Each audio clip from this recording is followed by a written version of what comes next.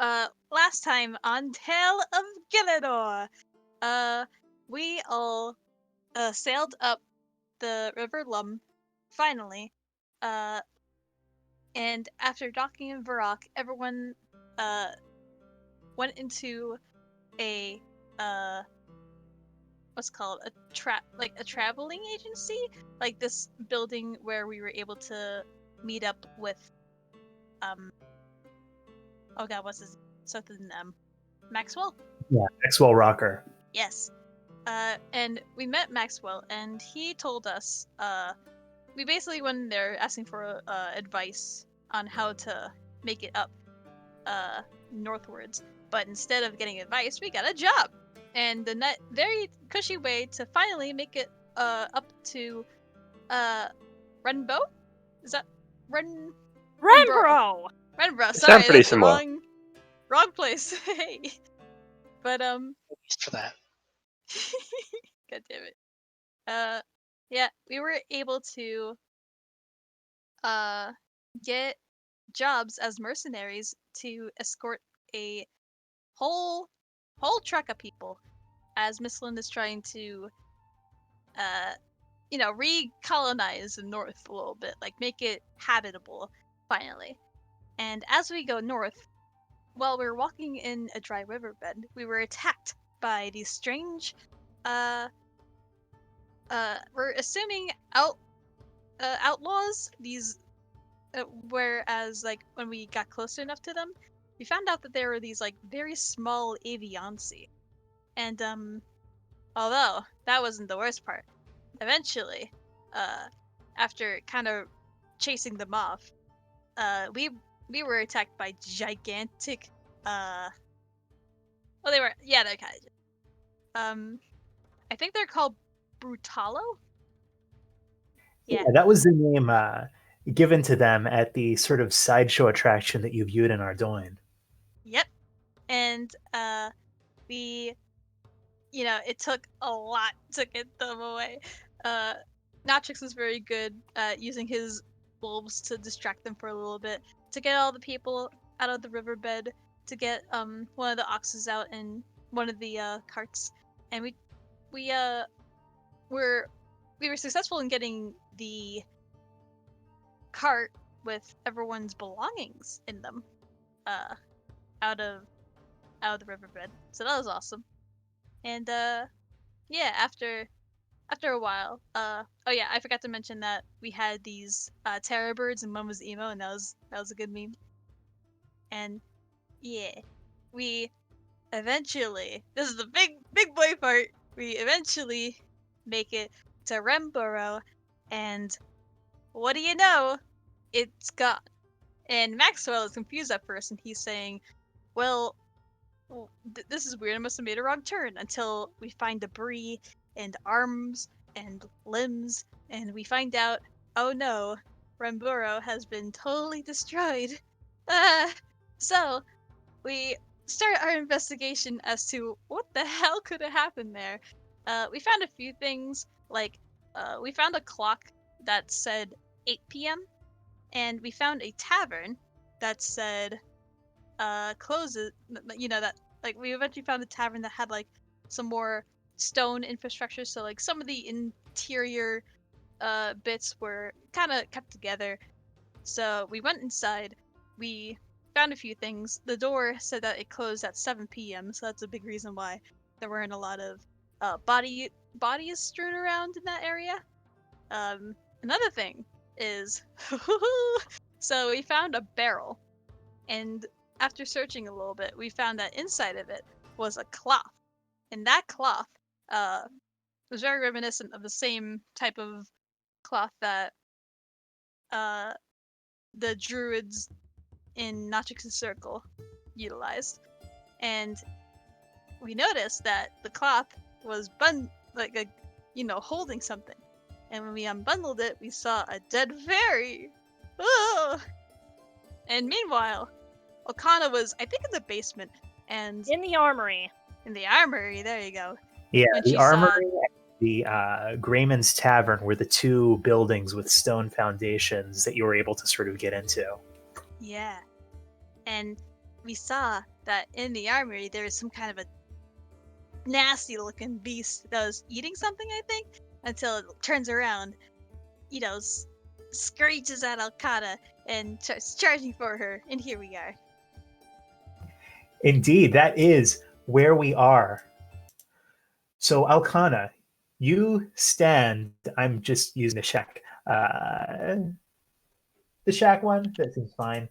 You are standing amidst the debris of the armory, its stone foundation full of sort of half broken pole arms of bits of armor, some of them partially caved in, of the dirt ever present of this town that has been utterly destroyed.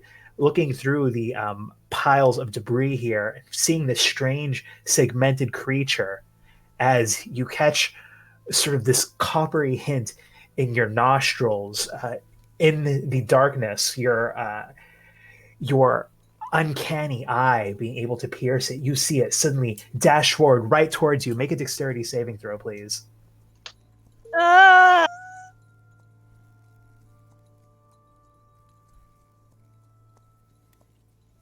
You manage to, as it leaps for you, sidestep this creature, kind of almost like skids on its, what you see are four segmented legs that kick up bits of dirt and grit all around you.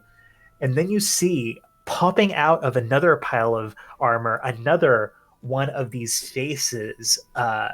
It looks, it resembles an insect, but it has these almost pads on the side of its armored face that give the impression of almost like spongy mandibles.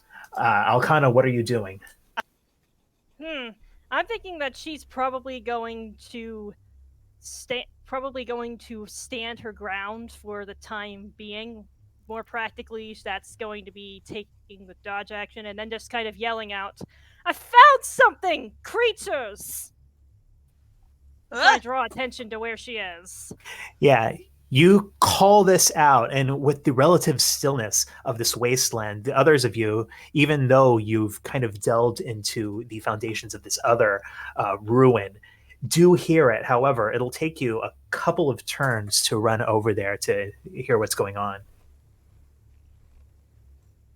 That's okay. We start running. Yeah. All right, so Alcani, you were taking the dodge action. You see this one that has popped out of this pile of what looks like just sort of discarded armor behind you, also lunge right towards you. I need you to make another dexterity saving throw. Very good. You managed to sidestep it again. And you see the first one as it approaches you.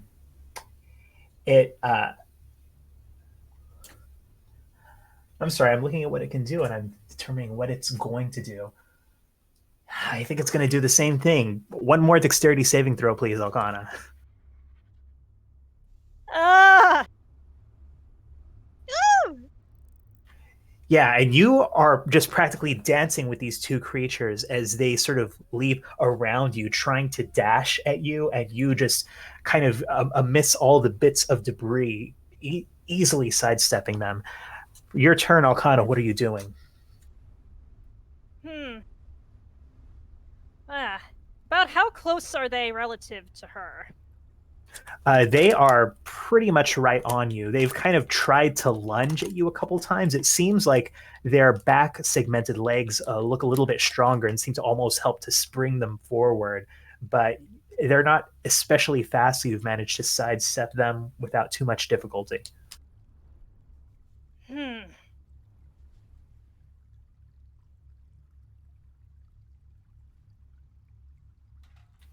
But if you're asking if they're within, say, 5 feet or 10 feet, if you want to use an effect, I'd say that they are. Alrighty then, I think I'm going to go for something I don't use too often. Word of Radiance, fire damage, and she would call out, "Hotya!" Ooh, all right, let me make 2 constitution saves. That's the Greek word for fire, by the way. I looked it up. Ooh. Hell yeah! So, as you call this out, raise up truth, you just see, looking for all intents like Ziliana, as just these two gouts of flame suddenly emerge from either of them, and you hear these two like gurgling insectoid screams from them. They both take that full damage. However, they're still standing. They're not weak enough to be taken out by 11 hit points. Well, it did damage, and that's what I was hoping for. And hey, are we here yet?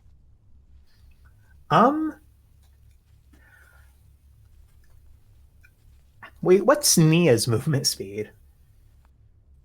40, and she's a rogue, so. Oh, yeah.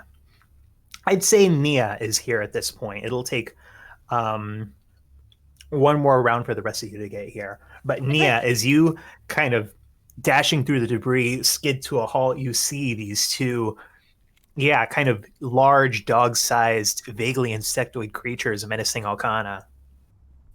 Oh, thank the gods you arrived here. I need help. What the hell are these things? That's what I'm asking. And yeah, does, you know what? I don't think she would know, but what do these things look like again? They have 4 legs, kind of bulbous bodies, covered in this sort of dark, not dark, but almost like a ruddy brown armor on them, kind of chitinous. And they have, these pads, sort of spongy mandibles on their heads.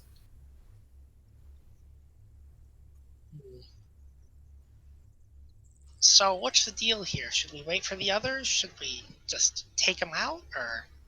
Well, they're going to get here eventually. Might as well soften them up.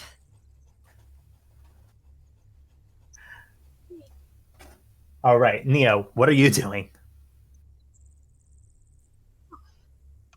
I think I'm going to, where is it? Oh, I'm going to do something that I don't think I've done before. I'm going to use Soul Knives to use my bonus action to extend the reach of my unarmed strikes to 30 feet. Because I can do that, apparently. Oh, all right. Nice! Very nice. And since I have the extra attack option, I can do that twice. So I'm going to strike at whichever one's closer, I guess. Yeah, they're both about the same distance. They both look like they've taken the same amount of damage.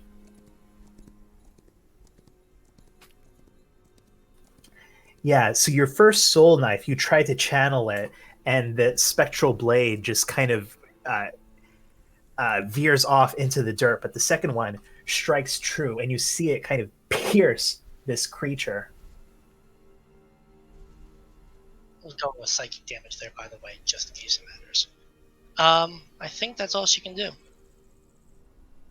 Bonus psychic damage? Oh, no, it's just you can choose the damage type for the unarmed strikes. Oh, okay, all right. Yeah, I mean, it takes the damage, definitely. It seems to take the brunt of it. It looks pretty weak, pretty wobbly on its legs now. Is that your turn? Yes. Sadly, unarmed strikes don't get sneak attack. Yeah, this one, its attention seems to turn towards you. However, the other one is still focused on you. Alcana, make another dexterity saving throw. Yeah, you manage to once more sidestep it. I'm going to make a wisdom check for the other one to see if it tries to go after Nia or if it still focuses on Alcana. Yeah, I think it's sort of been enraged by this attack, and its scuttling legs just sort of start skittering right towards you, Nia, and it is going to just try to bite at you.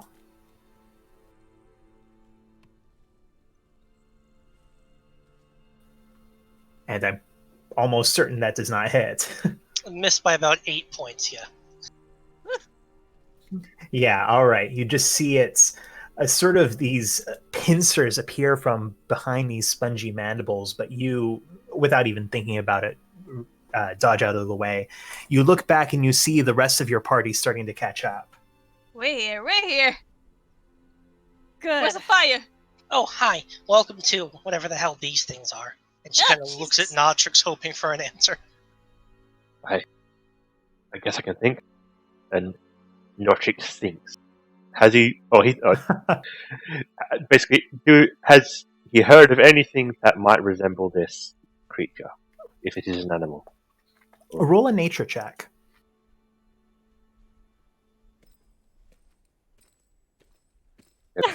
Nope. Does Don know?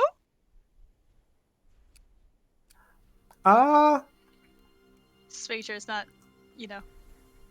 Yeah. I'll let you roll a nature check with disadvantage. Okay.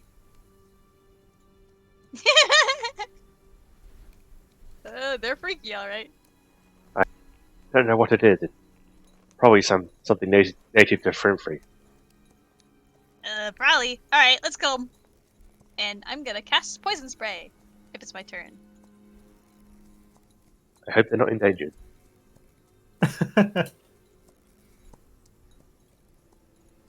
Woo. All right. Yeah, can't say. This is the first monster it seems like you've faced in a while that's not immune to poison. Finally. And oh yeah, it takes it. You just, hold out your little fairy hand. Actually, why don't you tell me what it looks like as you destroy this thing with poison?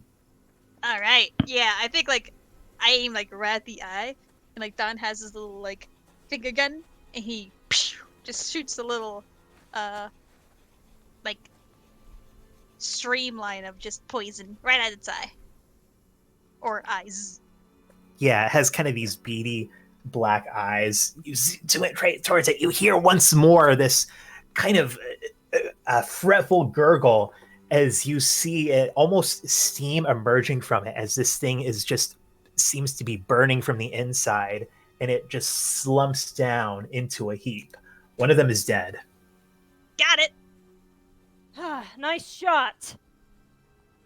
I blow my finger like a gun. All right, Notrix, what about you? I think I am just going to hit it with my... No. Oh, wait. I might try something different. I might try and cast Animal Friendship. Although, now thinking about it, might not be an animal, but I want to try. All right, choose a beast you can see. It must see and hear you. Yeah, you try to reach out to it, try to get this creature to be your good buddy, and this creature is having no part of being your good buddy. Fair enough. And I just wanted to try that. That's my turn. All right, Alcana, what are you doing? Well, let's smack it in the face with truth a couple times. All right, you smack it in the face with truth. Bam! You get practically chip off a big chunk of its chitinous armor, and you see kind of the pale flesh underneath. You try to strike again, but this time you're maybe a little bit too cocky, and it manages to dodge out of the way.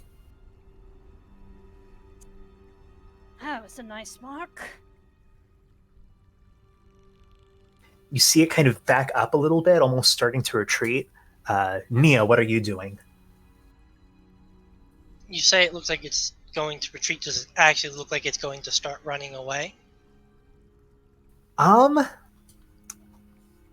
let you do an insight check as a bonus action if you want.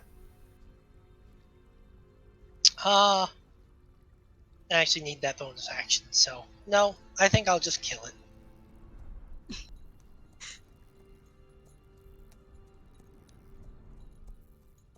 Because yeah, I need to use a bonus action to make the psychic daggers in my hands first.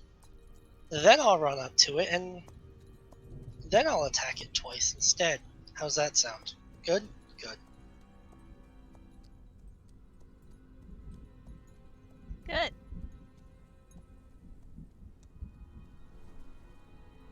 I forgot to add the sneak attack to that. If it even matters, does it matter?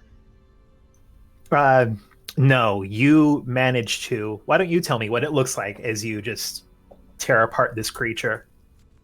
Yeah, Alcana, you kind of just see Nia run up behind this thing as it's kind of facing you, and as she's running up, spectral, shiny, purple. Oh, you've seen her daggers before. Comes to her hand, and before you know it, she's just kind of stuck the thing in the side of the face with it. And it looks like it didn't really like that, and it died. How sad. Yeah, it died. Yeah, as Nia pulls back, you see it's just sort of wobble off of the force of this psychic blade being unsummoned, and then just crumbles into a heap. Not literally crumbles, but falls down. And these two things are clearly dead. They don't seem to have a lot of ichor or blood draining out of them. And they seem like they have very little moisture in their bodies as they are crumbled in this heap. And just the armor on them almost seems to, especially when they're not in motion, almost seems to blend in to the sort of ruddy, mud-caked surroundings of this ruin. All right then, let's get a closer look, and she's just going to waste no time having a closer look around the armory. All right. Just Elkanah, or is anyone helping her? I mean, How about I guess. I'm Yeah. going. Well, Notri's just going to have a close look at the creatures themselves. I think. Looking, That was my idea too. Yeah. All right. As you guys go and examine these creatures, and Nia, if you want, I'll let you make a history check. Oh, history. Cool. Okay, sure.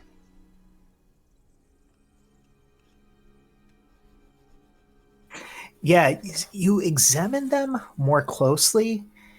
You can see these little, it's sort of pincer-like mouth that's kind of hidden underneath these spongy mandibles. Seem to see these little shiny threads of what almost look like shards of steel within them.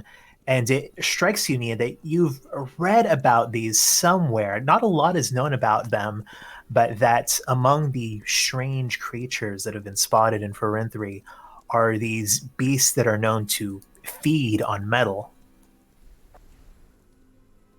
Huh.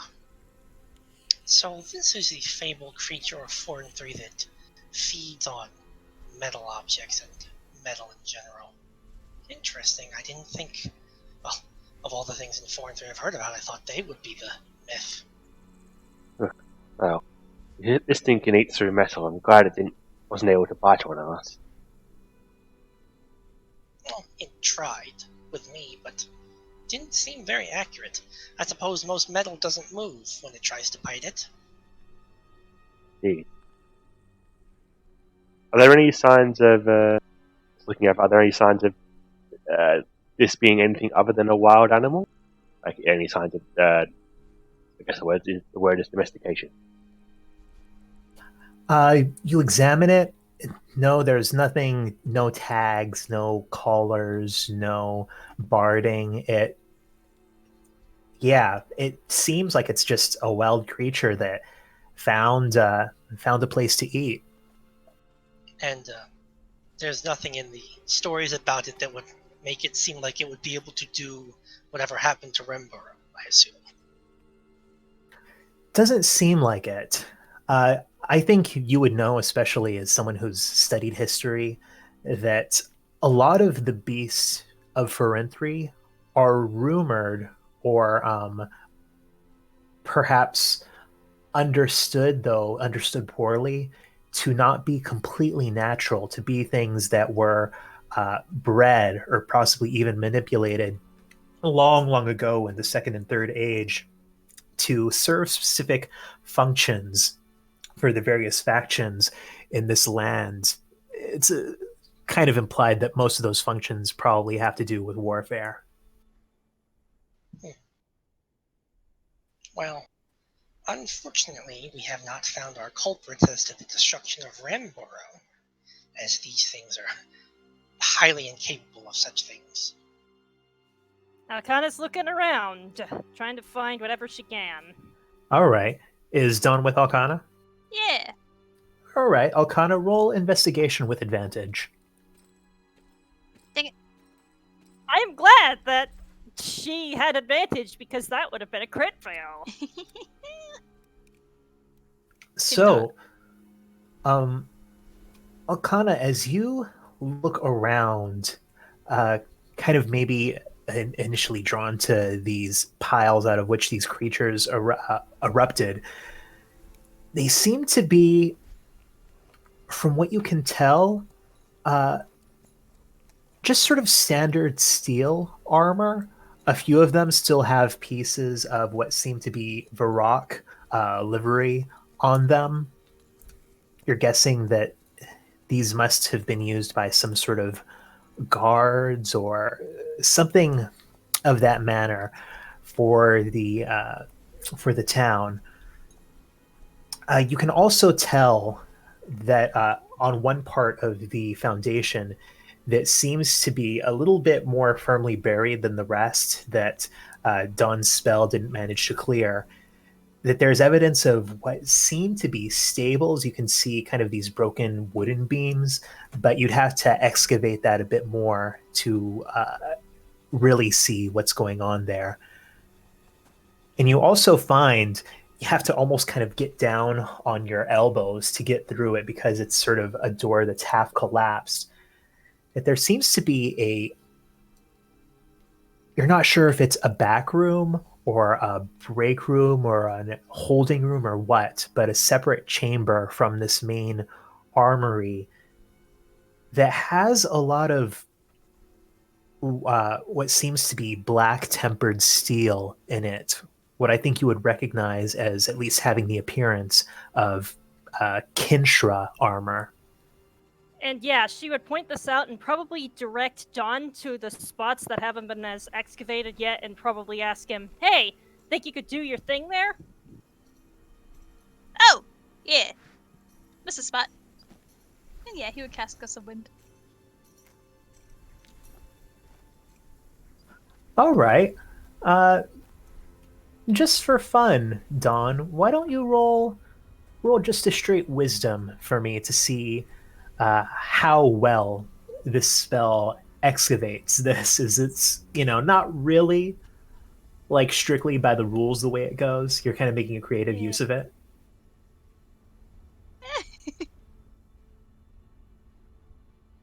Hope it didn't A 9. knock down. I mean, Yeah. 9's not bad. It's middle of the road. Do you think you're going to have more focus on kind of the rest of the building itself or the sort of stable area outside?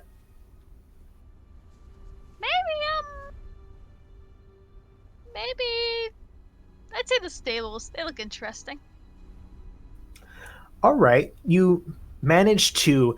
It takes pretty much the full minute to get it where it's in any way passable, but you do manage to kind of blow away more of the soil, almost make like this bullet-shaped hole in here.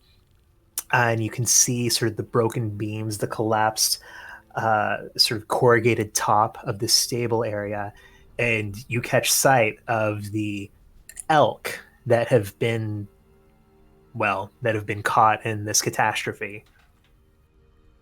Ah, jeez. Yeah, you can see that there are kind of rows, like 2 rows of stables, and from the smashed remains, you can see that they seem to have labels on them for the names of the beasts that are stabled there, and there seems to be some kind of special barding for these elk. It looks like they were military or police mounts of some kind. And this isn't connected to the tavern, right? This whole encounter with the beastie happened in like a different building. We had to run across the street. Yeah, or something yeah. like This that? was down the street. Yeah. Okay. And these were apparently the only 2 stone foundation buildings, you say? Or The two only we know ones, of? at least, that you could tell from your initial excavation. This must have been a precinct or something. Some kind of a guard post, yeah, but what's stuff that looks like Kintra armor doing here? The rest of it I can understand, but that seems to be jarringly out of place. With it. I guess Notrix just want to get a close look at this supposed Kindra armor, because that's quite odd. Can he tell if it's legitimate or not? Is it a Kindra original, or is it some sort of copy? I think because of Notrix's background, this could be either a perception or an investigation check. Okay. Does this look like it's been like something made by the Kindra themselves, or made by someone who maybe wants to imitate it, but maybe doesn't know about it? Yeah, you kind of crawl into the same collapsed space, start pulling out pieces. You see there is armor, there are weapons. What I think strikes you immediately is that these don't really have the look of the other armor and weaponry that's strewn about this place. The other armor and weaponry strewn about this place, though a lot of it is damaged, it seems kind of compressed in these just a large from a large amount of force, as if the force of this whole place caving in is what damaged them. These you can see a lot more kind of notching, a lot more kind of individual pieces broken off. You can see that there are blood stains on several of them, which the others don't have, and some of them look a bit corroded. And you're certainly not a smith, so you can't be 100% sure, but just from a first glance, it seems legitimate. So this room wasn't buried then? By the look of it, if it's not crushed like the others, is that what? Am I getting that right? No. I mean, the armor is still damaged in the same way the other one. Oh, what I mean is that there's a lot more like evidence of mechanical scarring and battle scarring on these versus the other pieces of just regular steel armor in the armory. So they're older. Maybe they were taken as trophies of some kind? Yeah, so that's exactly what I was thinking. It was slightly grim. Do they look like they have like stab wounds in them? Like maybe where the blood is, like maybe there's like a hole in the armor, stuff like that.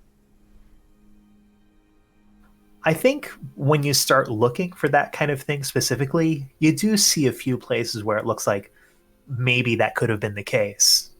Though again, Don Notrix, you're not really experts in armored combat. Yes, ask the two druids how to examine metal armor. I'm sure that works. It's not gonna go so well. Probably an Alcana thing. Can Alcana get more of an insight into that, then, if that's the case? Sure. Alcana, go ahead and, you crawl back into that space. Roll a perception check. Wow, that's bad. Yeah. These druids seem on top of it. Yes, I think Are there? we know the general idea. I think at least. Yeah. Is this armor the only thing that looks black instead of normal armor or weapon color? I guess. Like you're looking for more black armor around the place? Or weapons, if that exists. I don't know. Yeah, it's hard to tell exactly because a lot of this place is still very much caved in. You get the sense you might need to excavate more to get a full sense of it, though. Yeah, I think you've kind of feel pretty confident that from what you've excavated now, you've sort of examined the full extent of what you can see without putting in more effort to remove the earth. So do we want to keep going here, or do we want to go back to wondering why there's a dead fairy attached to a barrel? I I- don't know. This place doesn't seem like it's the most interesting one here. What did you guys find over there before I called you over? A dead fairy. I'm sorry, a what? Whoa.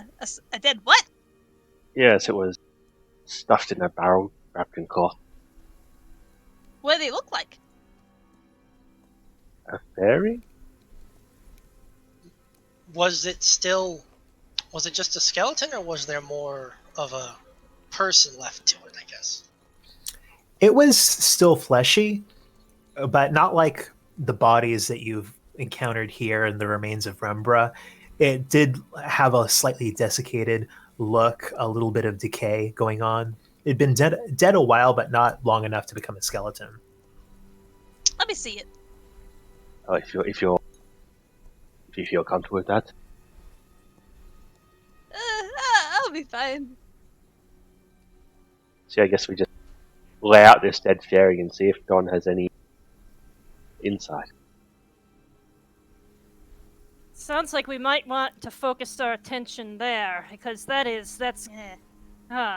Do I recognize it? Or them? Yeah, Dawn, you see a fairy who was a little taller than you. The wings, very smashed, crumpled, pieces missing. Male looked like he had a narrow frame, kind of longish brown gray hair. The face is contorted. The skin is discolored.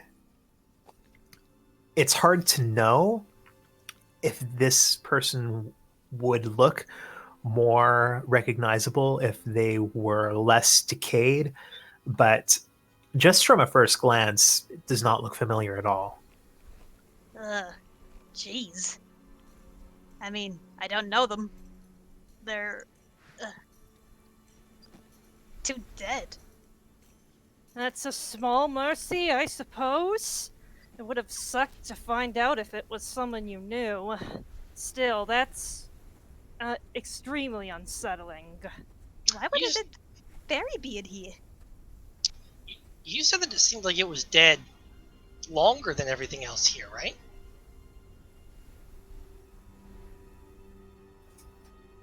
Must be.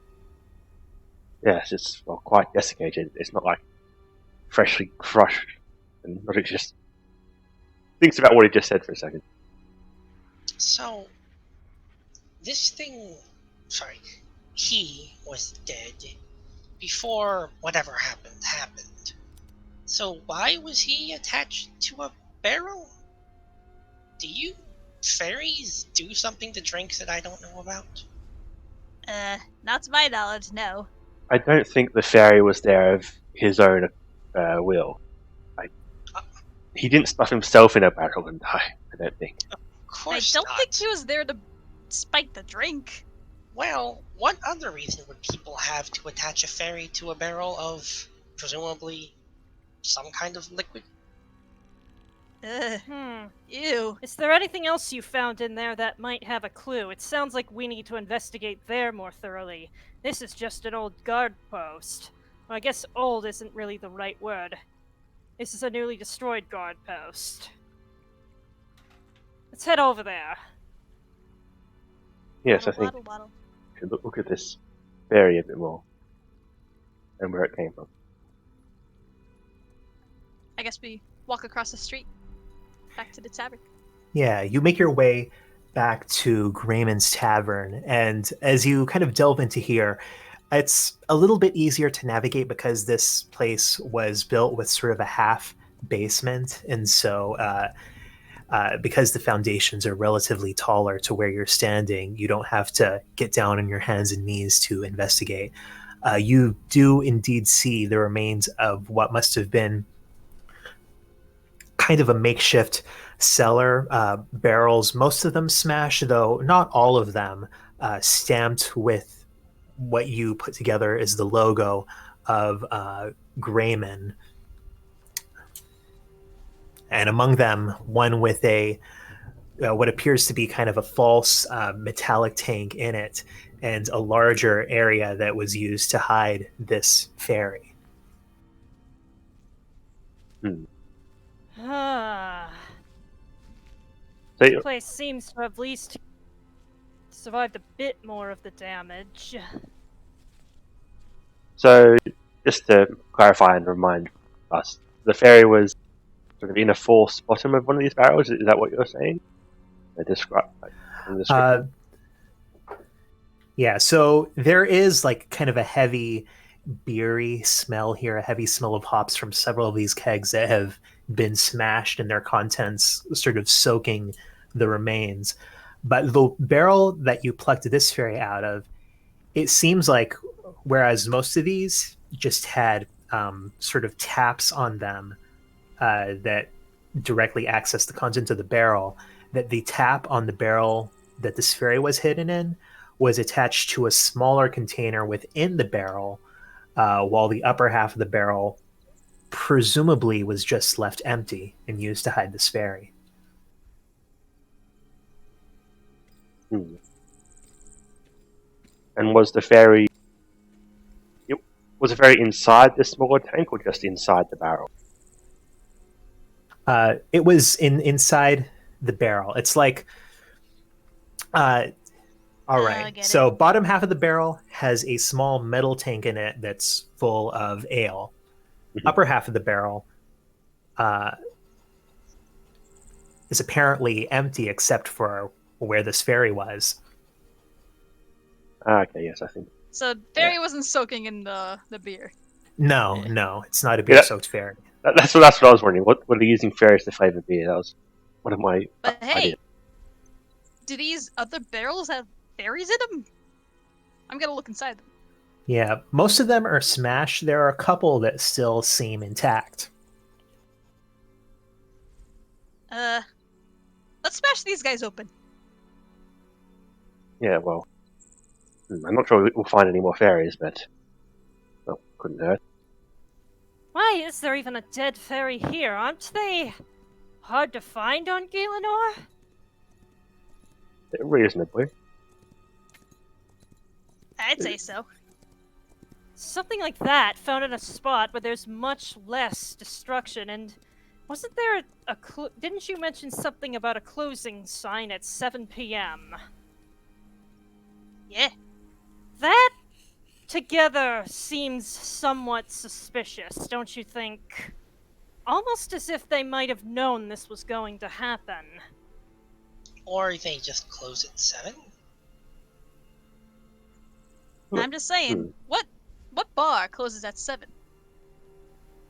The kind out in 4 and 3 where everybody is afraid of the dark? Okay. So of course, I might just be being paranoid, but I'm getting a bad vibe. Can we try and pry open at least a couple of these barrels?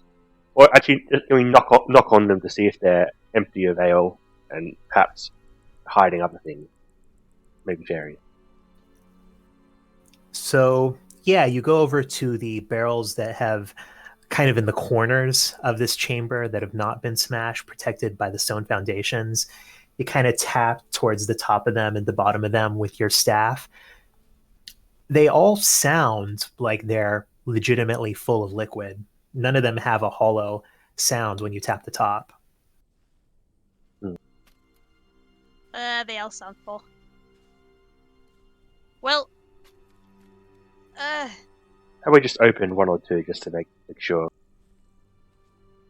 yeah, Don sticks his sword between like the cracks of the barrel and just tries to pry it off. Yeah, you carefully pry off the top. a little bit sloshes over the side as you do. And it just seems to be a dark amber, very hoppy smelling ale. Yeah, it's Hmm. just beer. Hmm. No more fairies. Maybe this fairy was used to do all this. Like, what if some magic person, you know, sacrificed it? I don't know. Don't you fairies have some kind of connection to nature? That might Yeah. actually be a good theory. Exactly. It's turning my stomach just making me think of it. Well, I mean, whatever happened here, I feel like definitely wasn't an accident.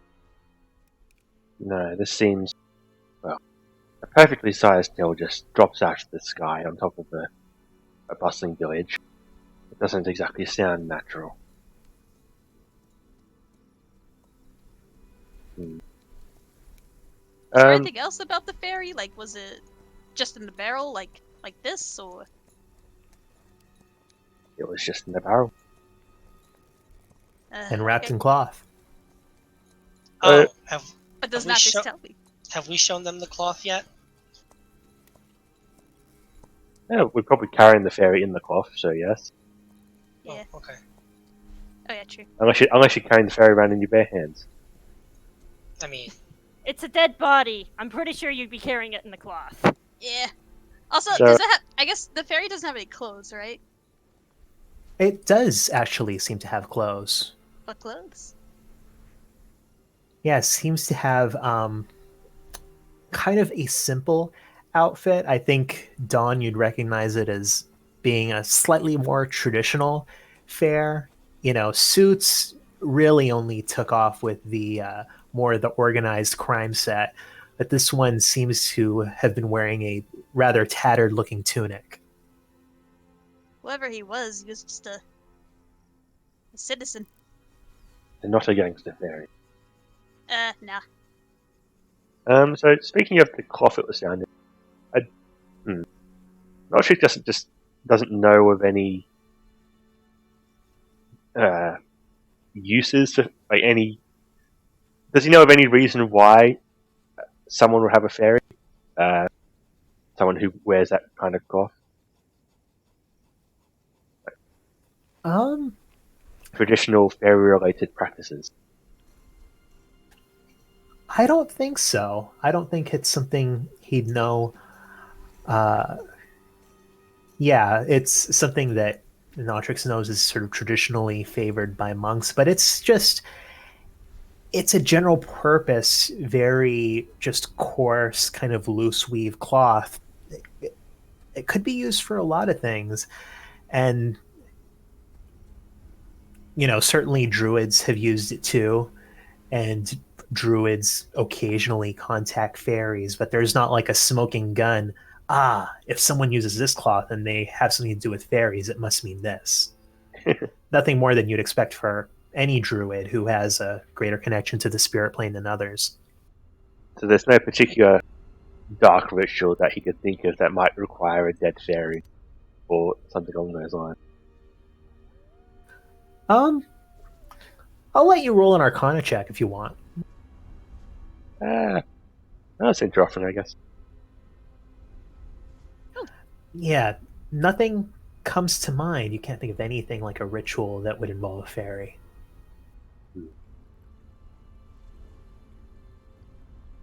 So someone killed, found a fairy, maybe already dead, and for some reason wanted to hide it. And, well, fairies are quite magical creatures, so the purpose of keeping a corpse like this might have been magical related.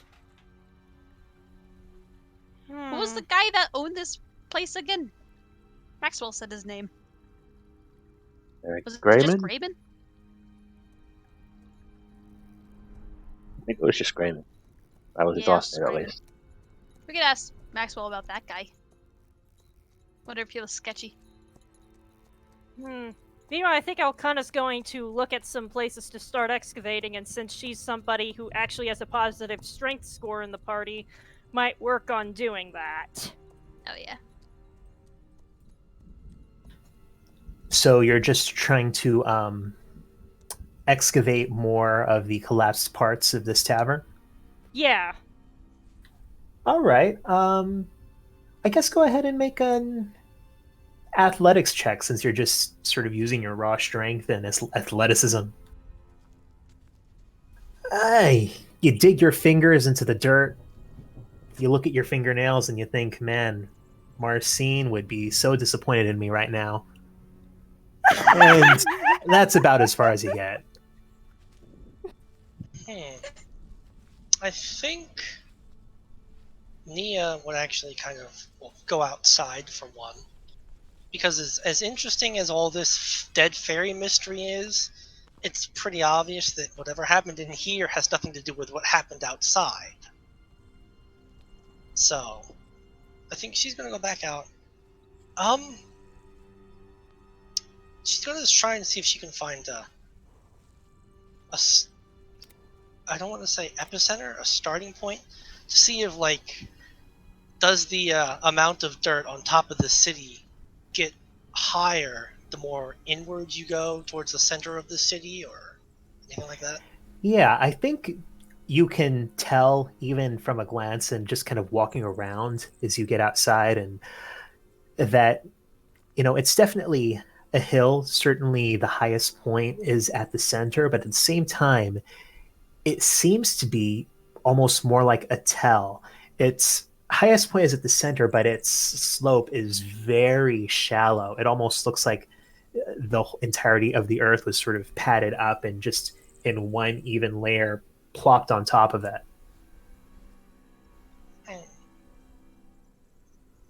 Well, suppose I won't get anywhere looking into that.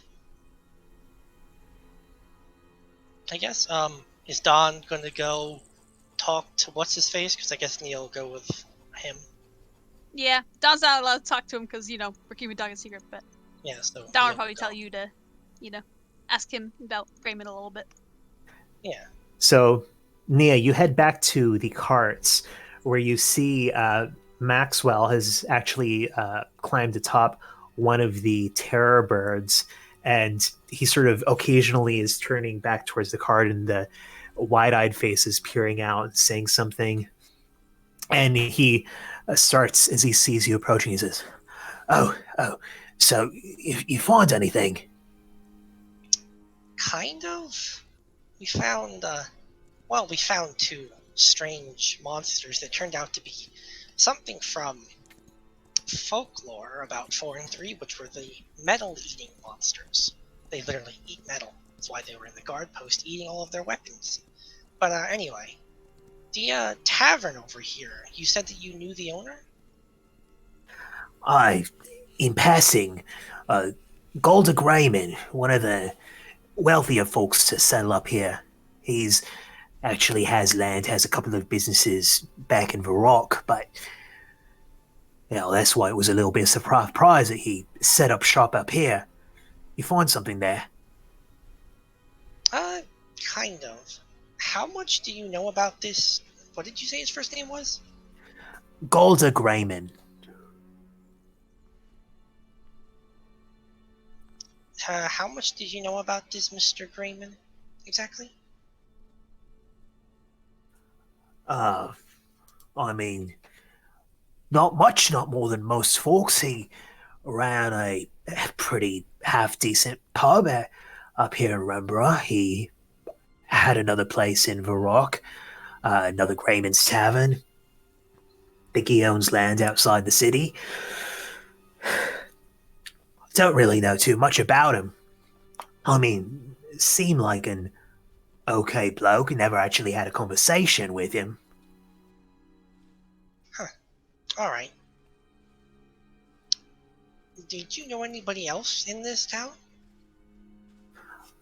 Well, yeah, of course.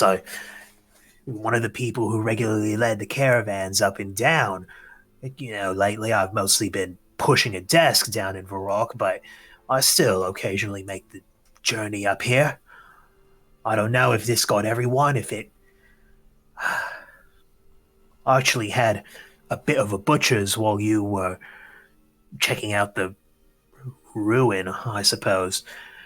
I didn't catch them because they're out near the horizon line, near the tree line, but a couple of the farmhouses are still standing. But to be frank, I don't think I'm going to risk my love to go out all the way out there. Look, the settlers, I managed to appease them for now, but they're getting restless, they're scared. I think I want to head back as soon as possible. I'm going to be hitting the toad very soon. Are you lot coming with us? I think we might want to take as much of a look around here as we can. And at least so we can get a start on, well, giving some leads to whoever is going to have more of a look into this. Nia looked surprised back at Alcana, who she did not realize followed her. Oh, sorry. Never mind. Forget what I just said. She's not there. I'm still tired. Hi, tired. Or, I'm sorry, hi, still tired. I think, yeah, Nia... Well, I'll have to talk to our quote-unquote leader, but I think it would be best if we headed back to Varrock for now. I'll go talk to her, see how we're gonna do this. Just give me like 10 minutes. 15 All right. minutes. Just don't be too long, right? Well, that's not entirely up to me, but okay. And yeah, she goes back because now she needs to convince Alcana that we need to go.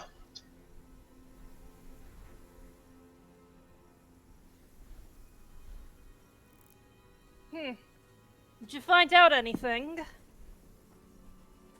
Yeah, that this Grayman guy is apparently just as much of a mystery to Maxwell out there as he is to us. But, I think the main concern here is we have to go. But we gotta keep investigating.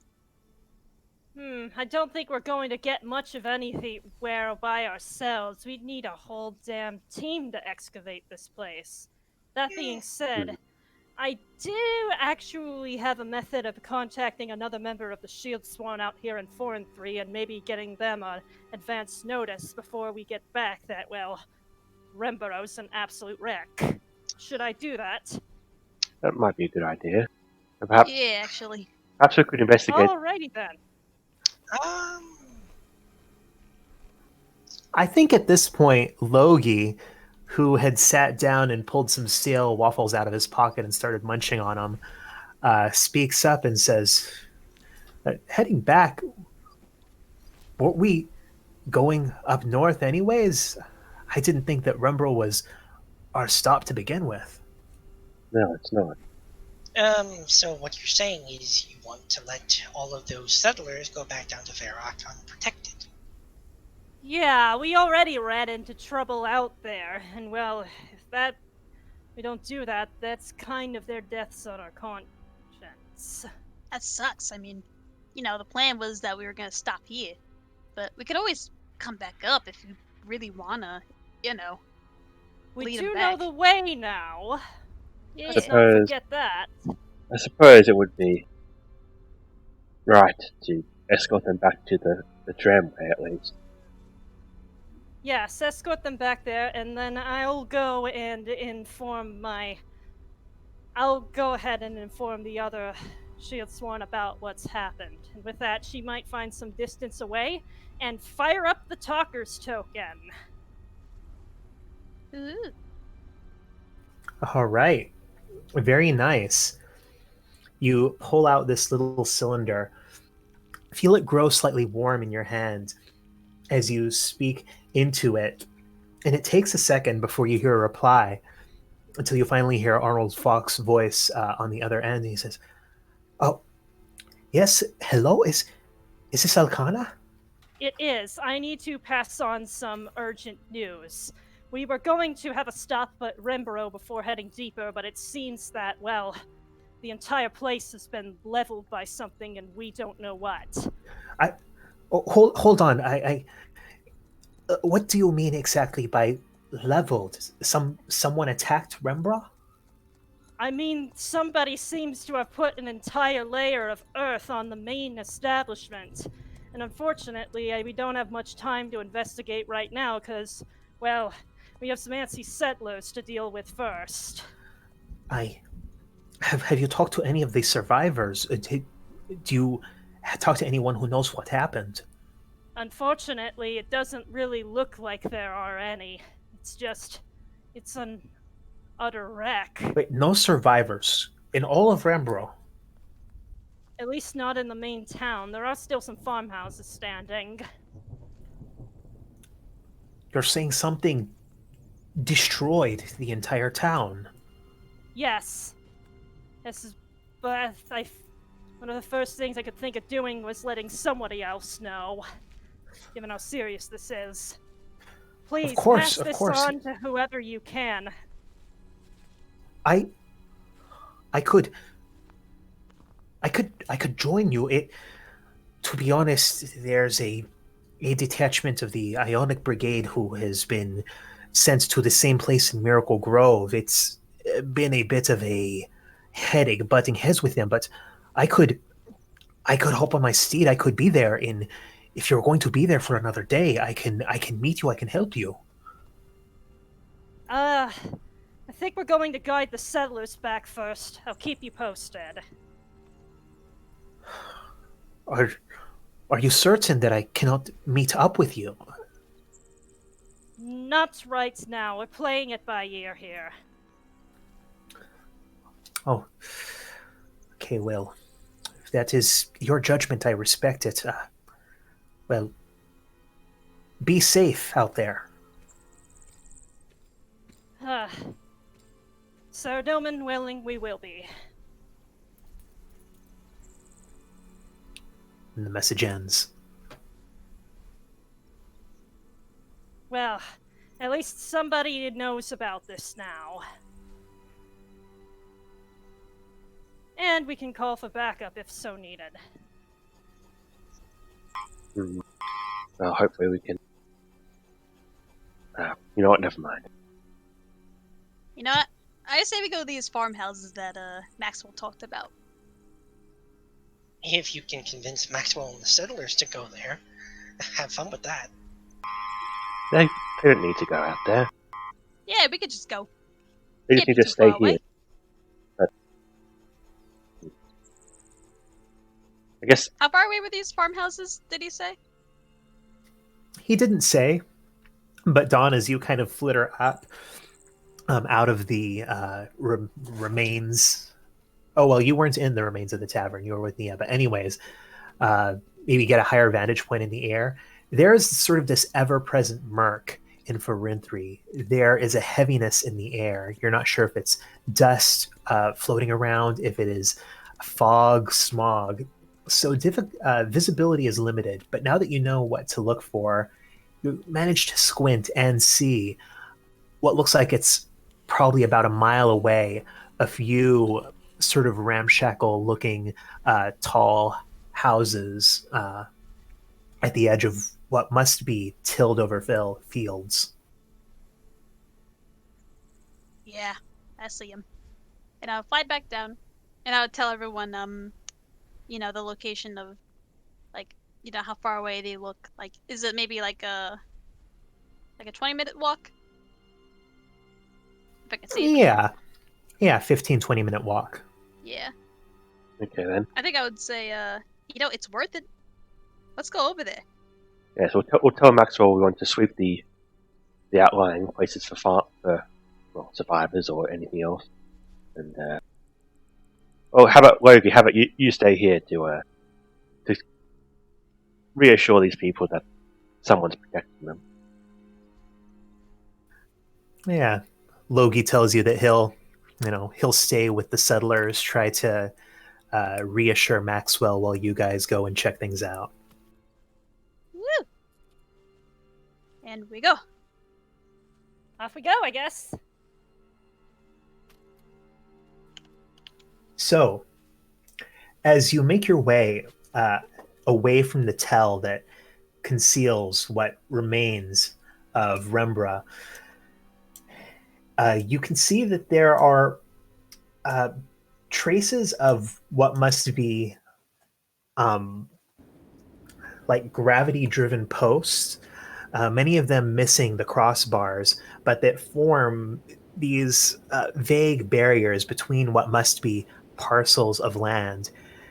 You can see that there are bits of earth mounded over on these fields in kind of a regular line, though not all connected.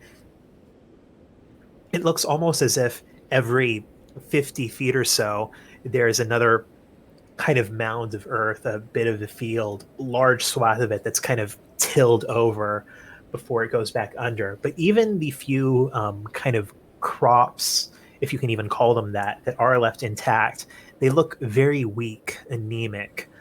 Um, a lot of these fields, even the ones that aren't tilled over, seem to not actually even have anything growing in them.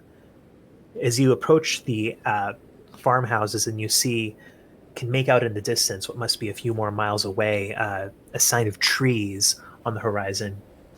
You approach the first of these. It is not very well built. It looks like the whole thing is constructed around four big tree trunk posts that have been driven into the ground, and just a very simple kind of lintel frame and clapboard on the sides of it, not evenly matched at all. There is what looks like a flag of Mistalin hanging over the front, kind of on like a little flagpole, but that flag itself looks tattered and kind of wind-eaten. Um, there is a large barn door that seems to be kind of the only entrance into what looks like kind of a combined barn and house. Uh, is currently look like it's closed shut. You don't know if it's locked or not. Let's go see if it's locked or not. You test the door. It gives a little bit and then stops. You can see that there's a little a latch within that it looks like without too much difficulty you could kind of slip your finger under and undo. Should we be nice and knock first? And hope there's somebody there that answers? Yeah, I'd say so. You're the Okay. one at the door. Nia knocks on the door rather loudly to make sure anybody can hear if they're like on the other side of the house. You knock, kind of a couple of firm knocks on the door. You wait about 30 seconds. Though Nautrix, you standing back, you actually see above on the upper floor the shutters. You don't see a face or a hand, but you see a shutter kind of open, maybe just a few centimeters before clapping back shut. And I guess Logic walks forward and up to Neon and whispers in her ear, I think there's someone upstairs. Oh, good. Survivors. And I guess that means they heard the knock. Yes, I think we should identify ourselves as identify ourselves as being with the caravan.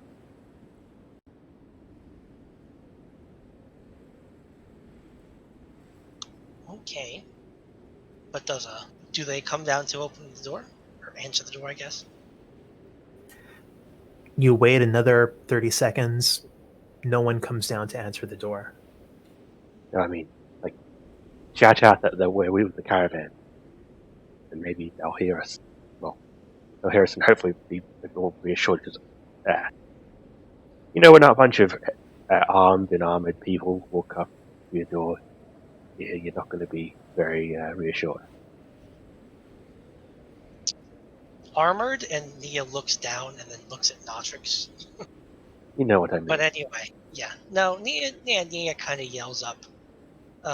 Something along the lines of, hey, we're with the group of settlers trying to go to Remborough. Or something along those lines, I don't know. Roll a persuasion check, Nia. Where's Alistair when we need him?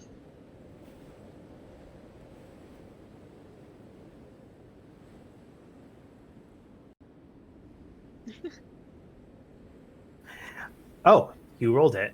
I didn't realize because that and the last one were both 7s. You Amazing. call that out. No response.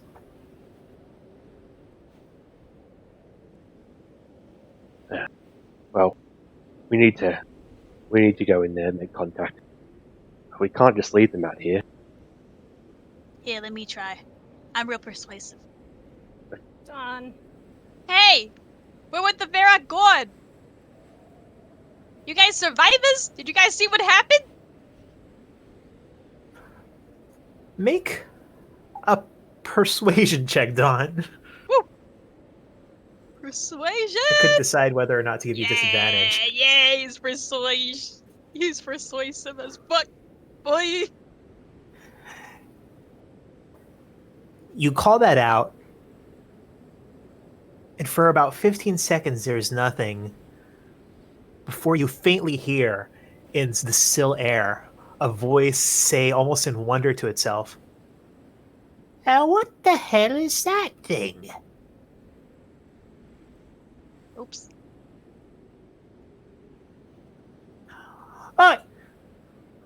What do you want? We're with the caravan from Barrock. How do I know you're telling the truth?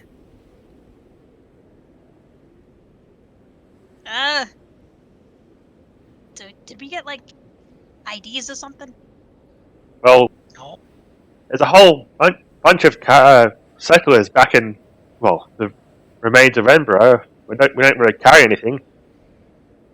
Well, do we look like marauding free bandits to you? You look like something. Everybody looks like something, right? Or else they'd be nothing. What do you want from me? Well, are you okay? You're in a ruin. I'm fine. Did you see what happened outside? No. Do you need escorting back to Barrock? This place is no longer livable. Don't see no caravan. Well, it's in the front of the city. Listen, buddy, you can't just stay here. Come on out. You see not a face, but what looks like a long tube with a bit of shiny concave glass on the end of it kind of peer out of that same shutter. And it says, "Here, what's that thing with the wings?" You mean the fairy? Is that a real fairy? Yeah. Didn't think there's no such thing as real fairies.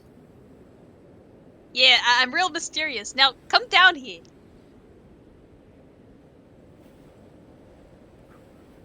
You promise? No funny business. I'm a member of the Shield Sworn. To do that would go against my oath. Yeah, she doesn't have a sense of humor. That's not what that means, Dawn. All right. But I'm armed. I'm warning you. Any of one of you tries something, I'll pump you full of crossbow bolts. Got it. Understood. About a minute later, you hear a latch being undone and that large door slowly pull open. You see a woman, older, tan-skinned, kind of leathery, rangy face and limbs, though even in her kind of very skinny form, you can tell that there's some kind of like the corded muscle underneath of someone who's spent their whole life, doing labor. You see that she's holding what looks like a light crossbow, but there's a visible tremor to her hand. She has a couple of faded scarves just kind of draped around her shoulders and neck, and what looks like a spyglass kind of hanging limply at her hip. She sort of looks wide-eyed between the four of you. So you're gonna take me back then? Well, we have a caravan of settlers who are coming here. They'll be heading back. So, we assume you want to join them, unless do you want to stay here? Is Rembra... Is it gone then? I think we were hoping you knew more about that. But when I heard the sounds, I ran, I hid. Didn't peek out till hours later. I thought I must have been imagining something. Thought I must have been having a nightmare. And then I just holed up in here. And now you lot come along. They don't look like dragoons. Dragoons? What is that? What is that? I think you guys would have heard the term dragoons, or at least some of you would have. But in Mistalin, while most of their armed forces are either kind of guards at the local level or militia formed of kind of peasants and lay persons, there is a small kind of organized military hierarchy.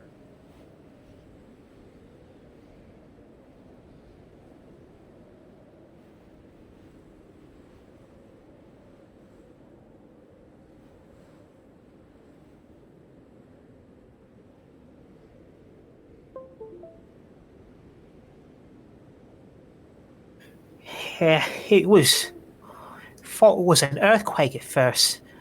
The whole house starts shaking. Hear timbers creaking, splitting. I hear people screaming.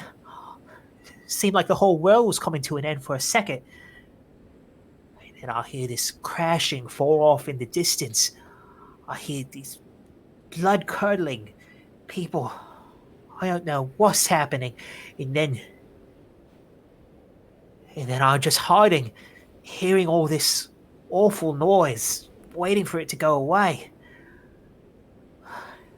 And then the rumbling stops, the creaking stops, the swaying stops, the screams stop. And that's what's even more terrifying.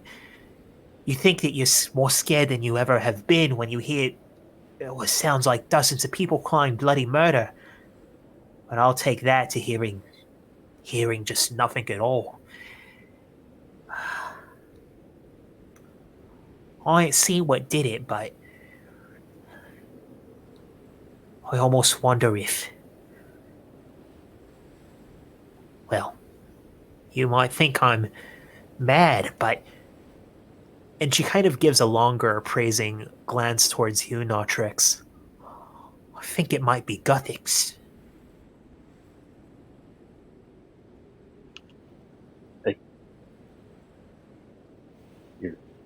You think it might be Guthix? Huh. Well, what I always heard is that Guthix and some other god, they ended the god wars here a long time ago, and maybe they meant for 4 and 3 to stand forever as a warning, for us to not get too big for our britches, right? And now we're coming here and trying to take this place that they decided was dead, and Guthix decides, no, you're not allowed to, you're going against the will of the gods. And he raises up the earth, creates an earthquake, and buries everything. Jeez. Well, as a sort of Gothixian theologian, I'd say that's an interesting idea. I think more human causes might be... Sorry, more mortal causes might be more likely, but... I don't know nothing about a human doing anything like this. That is true. The level of devastation is unprecedented almost. And it all just happened in like a moment? How long did this rumbling last? Oh no, first I feel just a little bit. Just a little tremor, right? And it's not actually too strange. Sometimes you hear tremors. I heard sometimes people they go too far outside where the fields are, too far outside of town. The earth will just rumble and things will snatch them up. But then it gets stronger and stronger. Then I hear this great sound, this sound of, oh no, rocks or something falling from the sky, seeming to come from the west, I think. And then it's just a low rumble. And then another one closer. And then this bigger rumble that, I don't know, it felt like it lasted forever. Probably only a few minutes. But it set the whole house shaking, and I guess took everything with it. And then that ended and it just faded away. Do you, live here alone? I do. To be honest, I'm one of the lucky ones. What do you mean by that? Well, I was one of the ones who was the first to sign up to be a frontbounder, right? You know, most of the people who come here now, you know, they go around the towns, these people with these great big posters and these slogans, and that you can build a life for yourself and own your own land up in the north. Most of the new settlers they bring in, they don't even have houses for them. They put them up in these drafty flats in Rembra, and then they have to trudge out every day to a little scrap of dirt that won't even grow nothing. So the promise is exaggerated. That's unfortunate to hear. I mean, I don't think that was the intention. You know, they had built these houses early on for people to move into. I mean, after my husband died, I didn't have a lot of prospects. But this isn't exactly the place where you can go marching into the forest with a dozen other folks and chop down a few trees and raise a barn. You walk into the forest without protection, probably not going to walk right back out. So how many other outside farmsteads were there? Have you seen any signs of survivors from those? To be honest, ain't been outside my house since it happened. Well, I think the two closest, that one over there, and she points to kind of another one of these shambling bulwarks of a farmhouse on the origin. Believe that one belongs to the Hallowells, and that one over there belongs to the Vaughns. I think those ones are empty. I'm not certain because, well, they wouldn't exactly advertise it. But I think they left town about a week ago. So they wouldn't be there? I mean, I think they left it for good. Oh. Why's that? Do you know? Well, every once in a while, usually when there aren't any of the dragoons or any of the guards about, you get these traders coming through town. They say, well, they can be a little vague when you ask them where they came from. Sometimes they say they come from Miracle Grove or one of the other outposts along the Rune Run. Sometimes they say that they're Ascanian settlers. I think they're natives, bandits who've been living out here for years, and well, now you got a nice little town going, they can actually trade for some half-decent things. Usually they just trade for a lot of booze, and, well, frankly, I don't quite trust a lush. But they talk to some of the landowners out here, say that, well, it's a false opportunity, right? Most of them don't have their own homes, they have patches of land where nothing grows. They say that they should move further north, say that there's more chances for them up there. Things will actually grow up there, that they can have more of a chance to actually make something if they're willing to risk and work for it. I mean, look, I'm far too old for any of that sort of talk. So what do these traders usually give in for booze? Are there any specialties that identify them? What they trade for, I mean, they usually come through here. Sometimes they buy tools. They always leave with at least a few kegs of ale. A lot of times they just pay with regular old coin, though I've seen them also trade for valuables, trinkets, necklaces, things like that.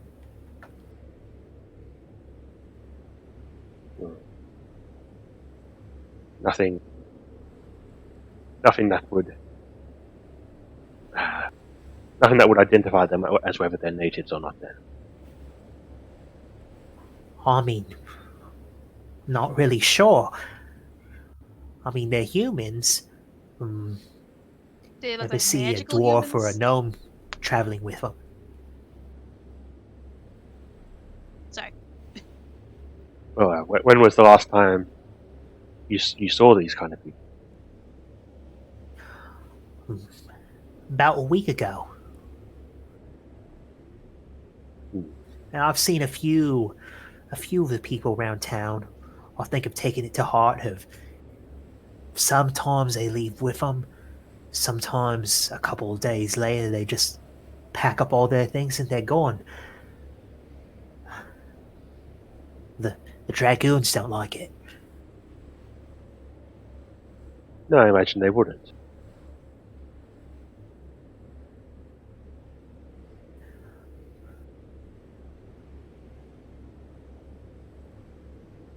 Well, I guess the settlers we came here will be heading back soon. I think you should get prepared to leave with them if you are. Well, I don't think staying here is going to. Well, this place isn't. Well, a place any longer.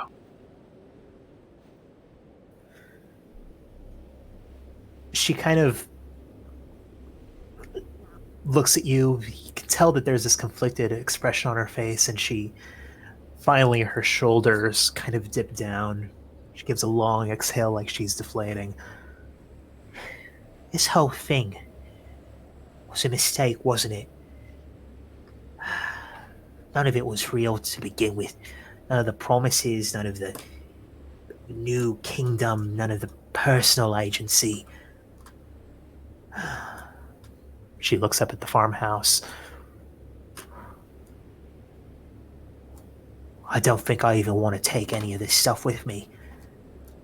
It's all a bunch of garbage anyway. Maybe I'll move back in with my sister.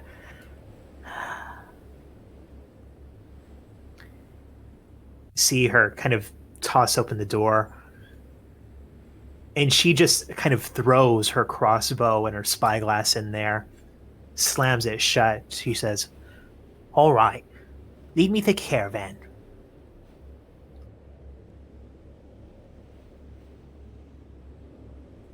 All right then. Hmm.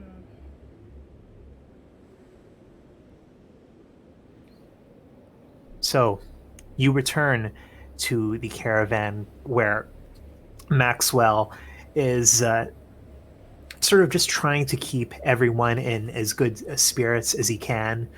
You see that Logi has actually started sort of using prestidigitation to try to kind of keep some of the younger caravan goers entertained. But Maxwell, yeah, pipes up when he sees you approaching. He says, "Oh, good God! I thought maybe something had happened to you out there. I certainly wasn't going to head out for those farmhouses.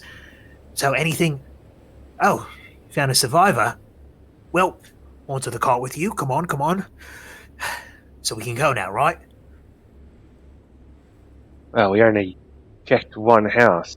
I don't know if we want to risk. Do we really want to risk leaving anyone behind? Look, this, if whatever did this is anywhere nearby, this ain't a safe place, right? Every single person in this town is brown bread, and if whatever did this comes back, look, we are dead, we are done. We need to get a move on quickly if we're going to make a place where we can safely make camp before nightfall. I understand.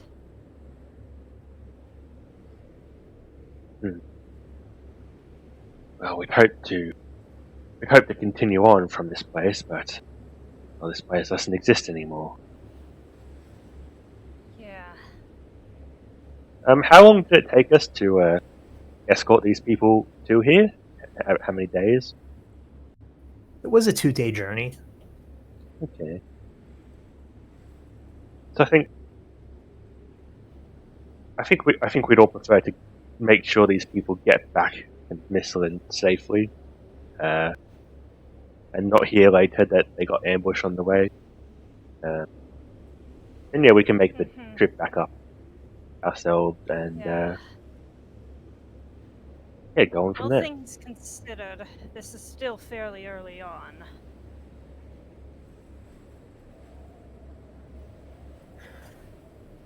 So, are you guys joining the caravan and making the journey back down south to Varrock?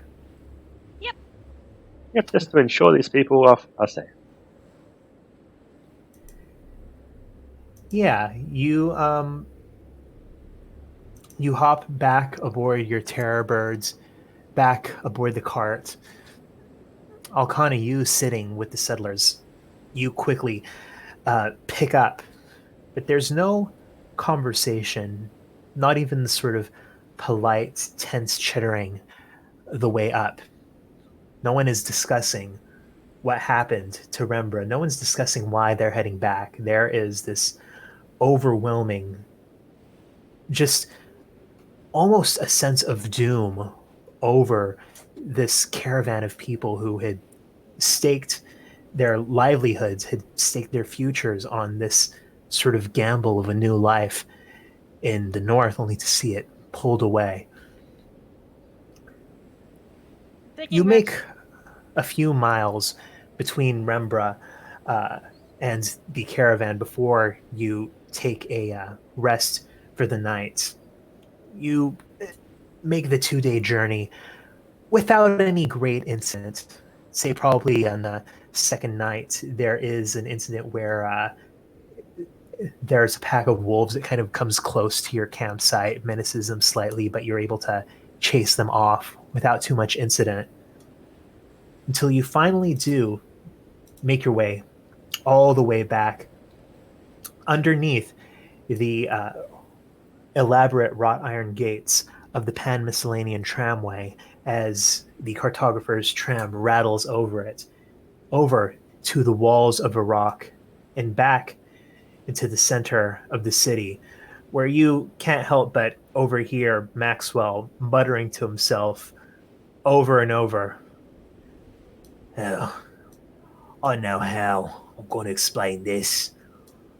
I don't even know if I'll still have a job after this."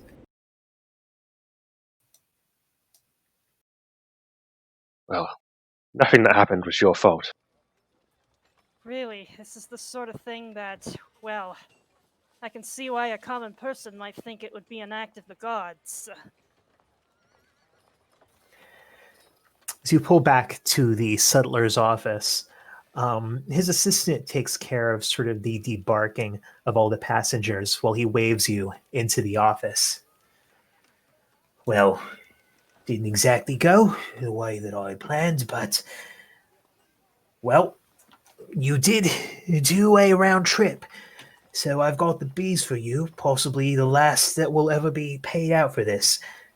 15 gold apiece, correct? Right. I think so. Yes, I believe so. He partitions your payment into 4 little pouches and hands the gold off to each of you, minus Dawn. Hey, Alcana would pass him 5 gold just as make him feel better. thank Well, you. you certainly handled yourselves well. Normally, having established this sort of a relationship with a promising team of mercenaries, I'd say, oh, let's put you on record, maybe offer you a retainer, say, hey, let's work together in the future. It's not going to happen this time. No. No, this is. I feel so awful for those people.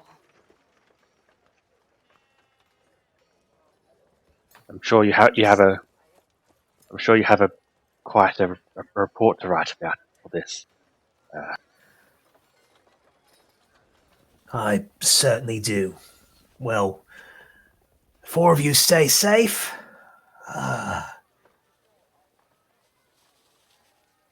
And I certainly hope that you don't have to deal with anything like this ever again. He sort of waves you off, and you see him just kind of looking blankly at his desk.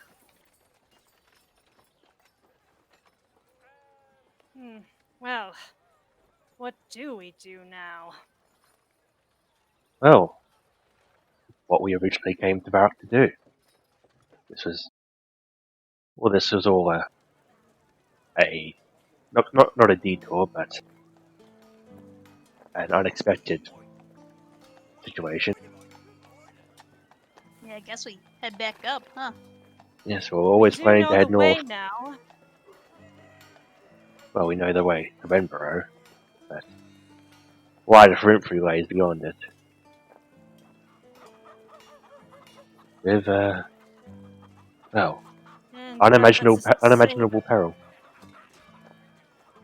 Yeah, and well, here be dragons is not exactly the most useful bit of information as far as navigation goes.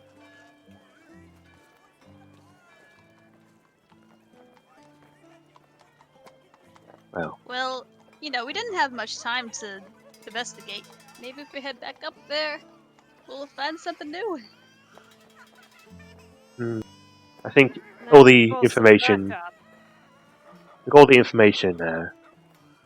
that we need uh, lies with, well, the force that caused this to happen, rather than in the remains of the incident itself.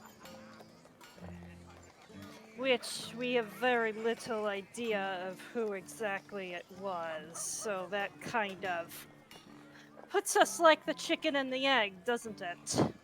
Yeah, I mean, which is why we should probably go back and try to look around more, see if there's something we missed. I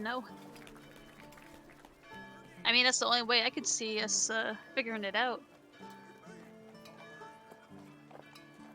Don't we have other business in 4 and 3? Yes. I know of Right. 2 sites in particular that we were interested in, but, well, life does have its way of throwing curveballs at you. I think understanding the situation in Tripfree as a whole, well, that will do. That will lead toward understanding what exactly happened here, there. Yeah. Alright, I see what you mean. Yes, Where I exactly does the map? understand what you're saying. Where does the map tell us to go now? Well, I Well, see like the spots. Logie, I do believe this is your department. Oh, so you guys are asking to see the map that has all of the symbols on it? Yeah. I just want to say the word I think. Yeah, all right. Hold on. Too many cards. Too many cards. There's always too many cards. So what we're aiming for is that island in the northeast. And then there's also that spot that's closer to the middle of 4 and 3. That one's closer to Remborough. Where was Remborough on this map anyway?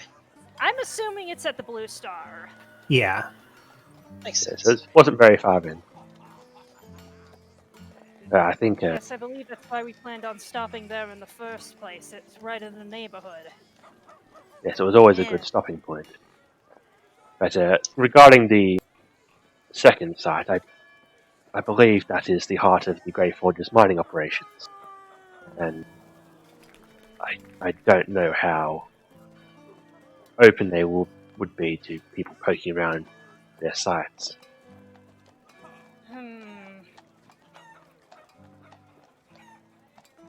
It could be a place we could find our bearings to get to the island in the north, though. At the very least. Well, Nia kind of speaks up.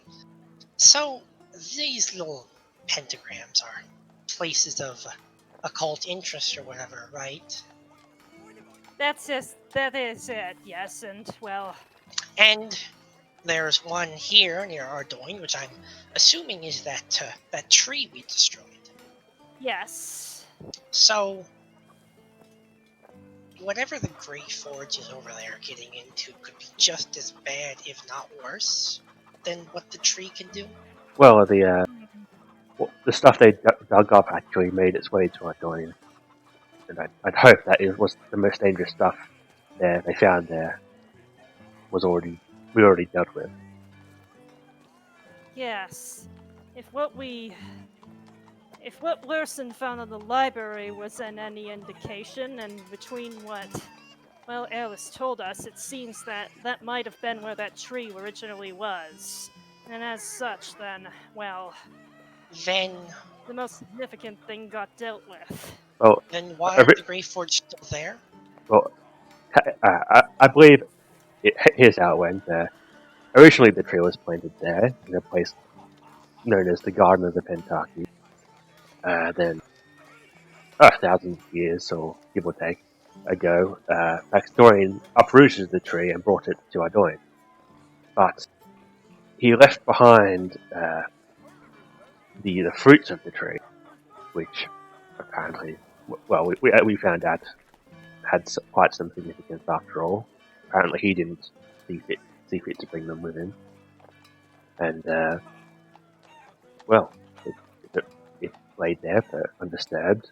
And now the Grey Forge is sitting there, and we know they found a few things, mostly battle relics, skeletons of the Third Age, but they did find those fruits and bring them to Ardoin, and that's why we saw them in Grey Forge mining boxes. And well, you would have seen them. But is their interest there solely cold business, or are there deeper threads afoot here? Well, it's hardly a great thing that people are messing with such ancient things that are probably better left to rest.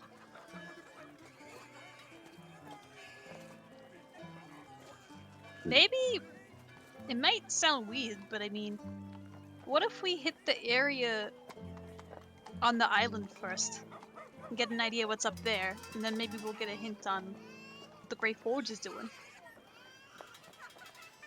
Because I mean, with the Grey Forge, we're gonna have to be dealing with people, and with the island, I'm guessing it's gonna be deserted, other than a few, ragtag outlanders. I suspect we're going to run into people no matter what. Renfrey's hardly seems as deserted nowadays as it's reputed to be.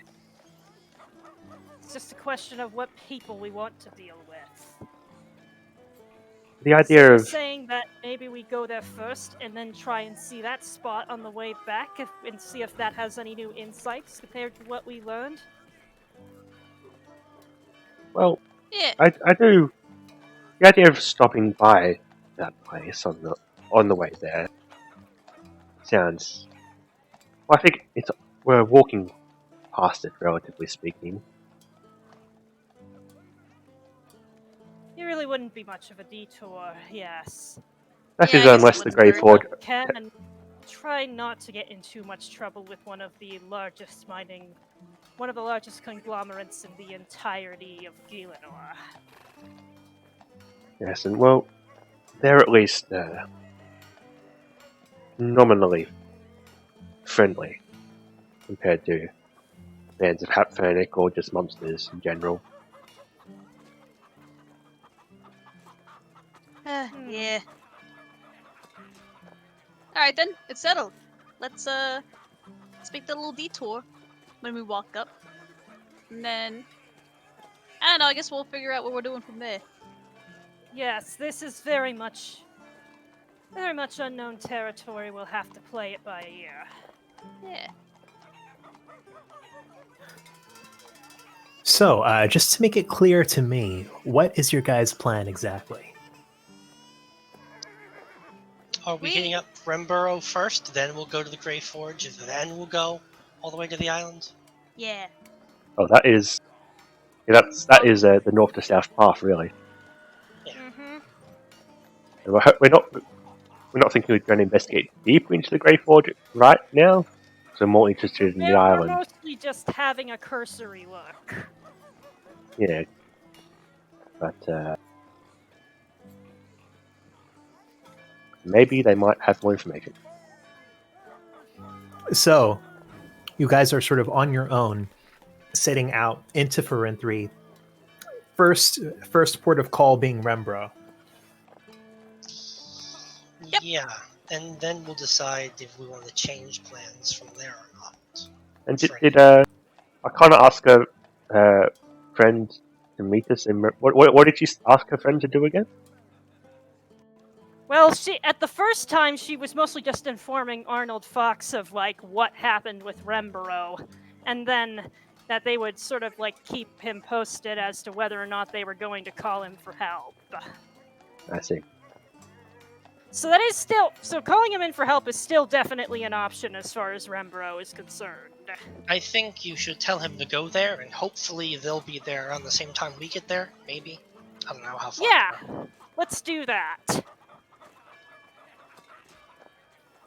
So, yeah, you're able to send him another message, ask him to meet up with you there, and you do hear that he's already seems to have been planning, sort of assembling an assistant or two to go with him and try to check things out there, examine it.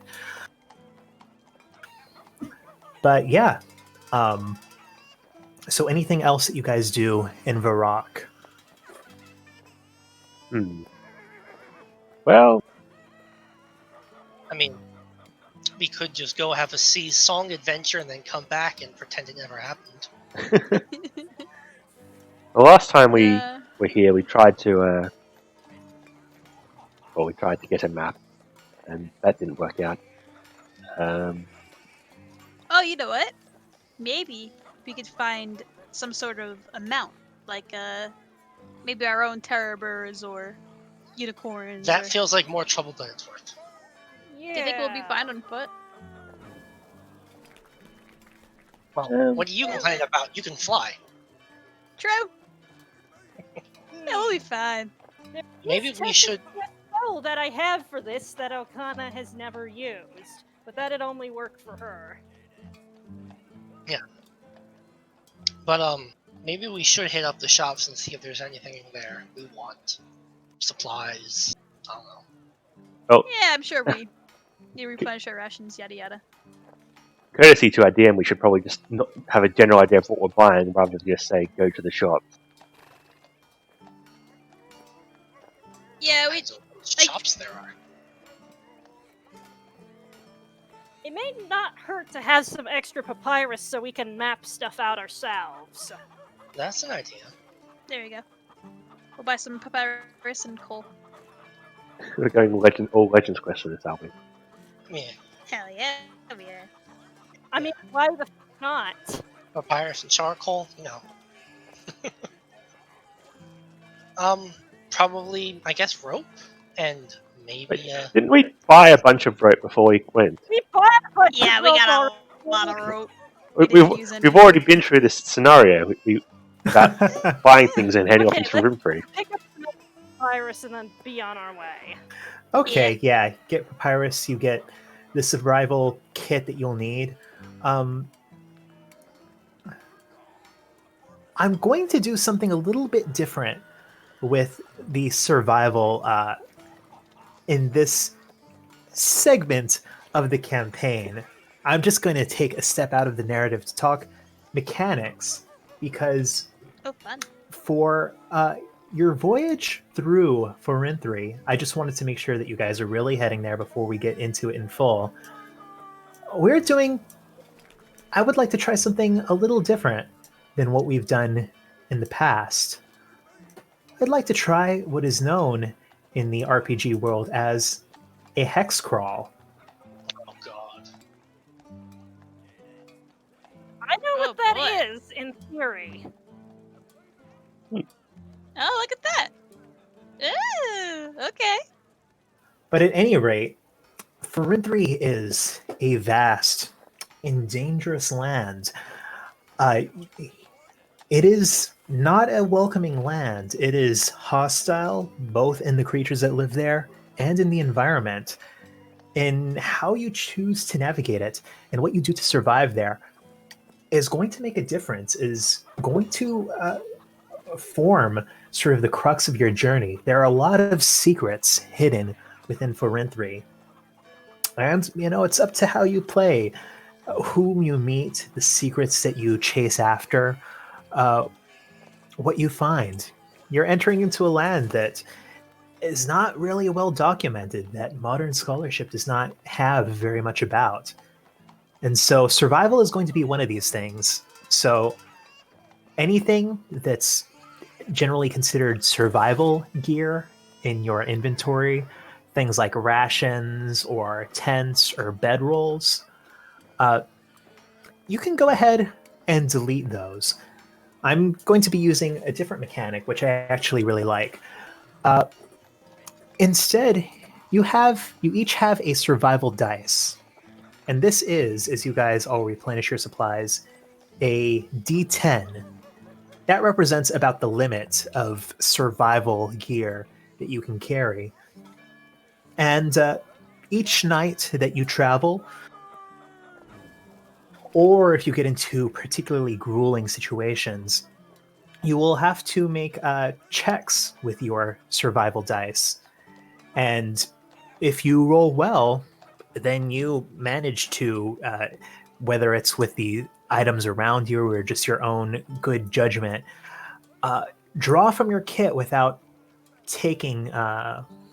without sacrificing too many of your supplies while preserving your equipment. But if you roll a 1 or 2 on this survival dice, should actually probably have a different name since survival is an actual skill. What's a good idea for the name? Travel dice. Travel dice. Sure, I like that.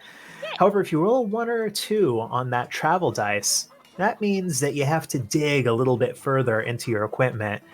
And in that case, your travel dice will go down from a D10 to a D8.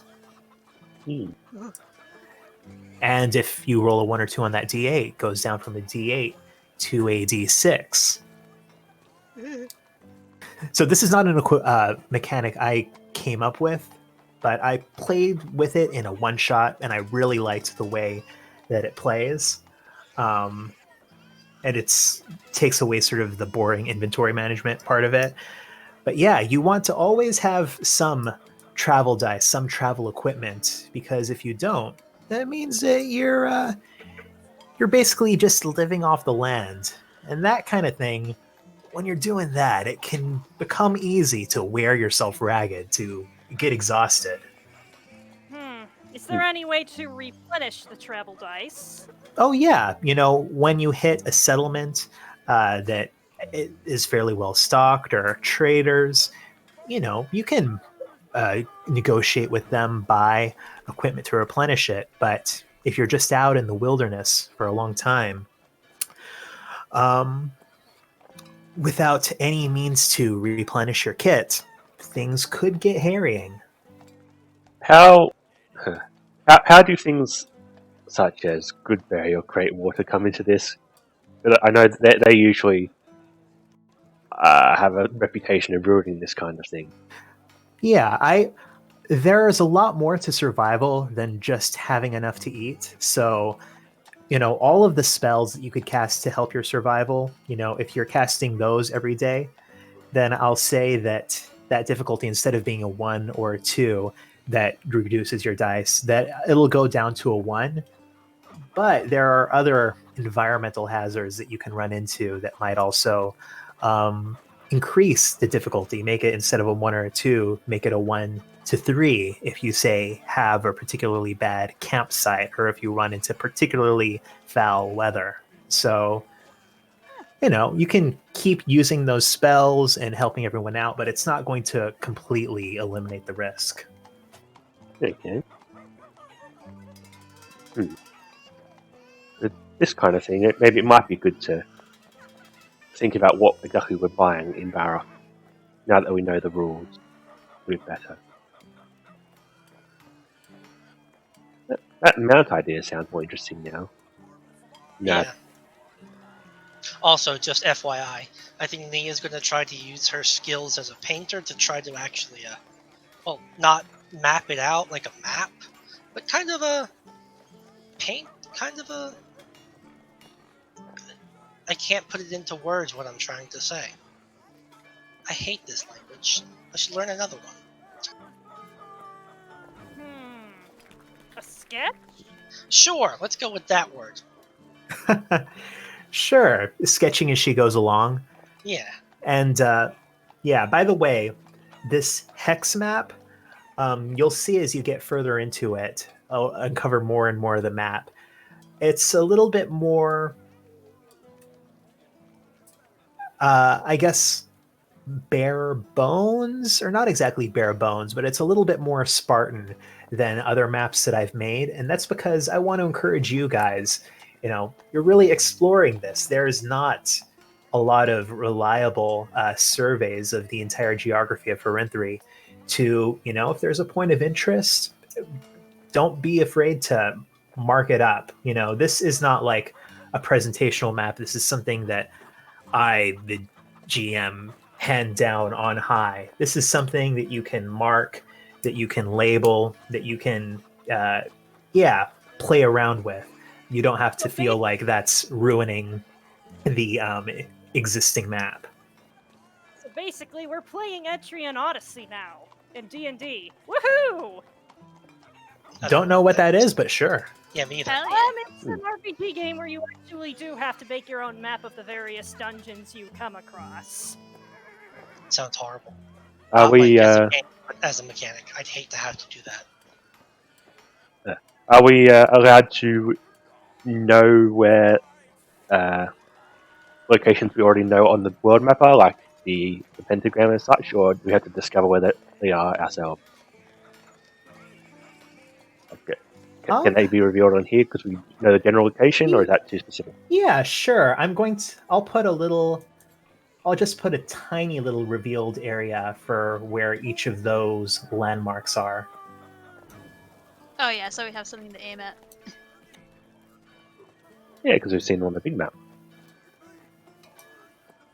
Beautiful. So your island in the north is up there, and the location of that pentagram is right over there. You don't know what might lie between you and these goals, but you know where they are. Well, we know the River Lum is there somewhere. That's an obstacle. Oh yeah, that's true. That'll be fun. Yeah. But yeah, I'm down to start. This is cool. Woohoo! Actually, since we're just exactly at the midpoint, maybe we should take a break.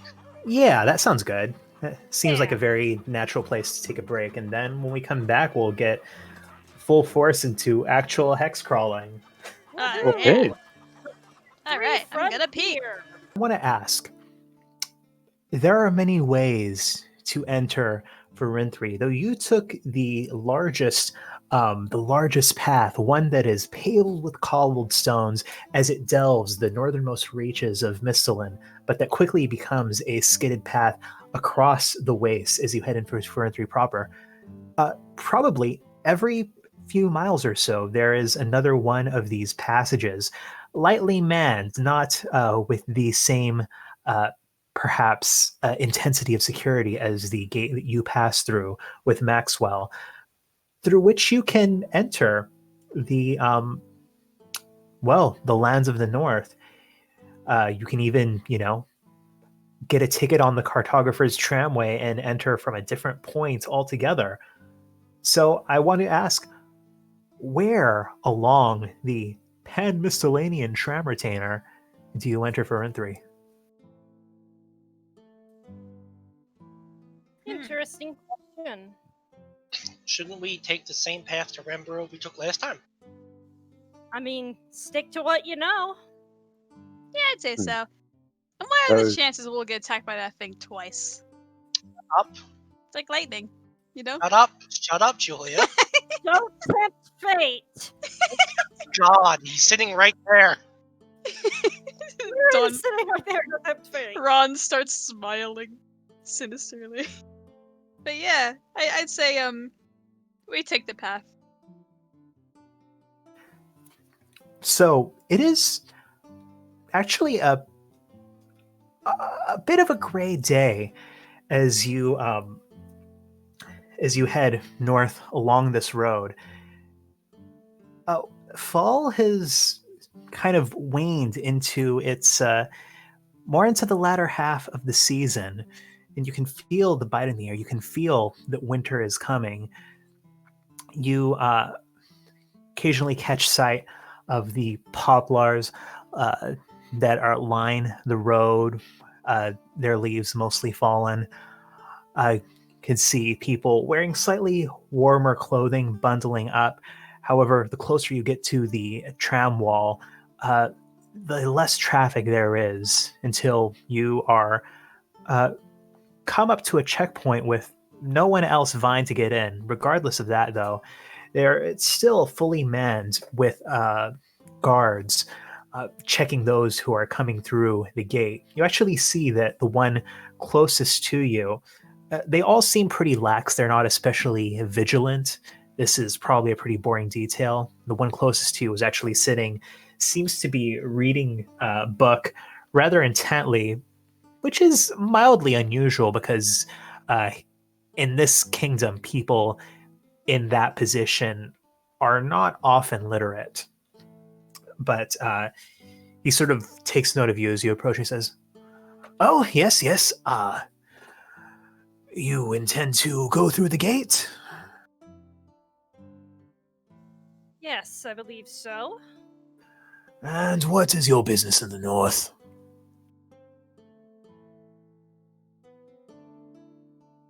Suppose it is of an archaeological nature.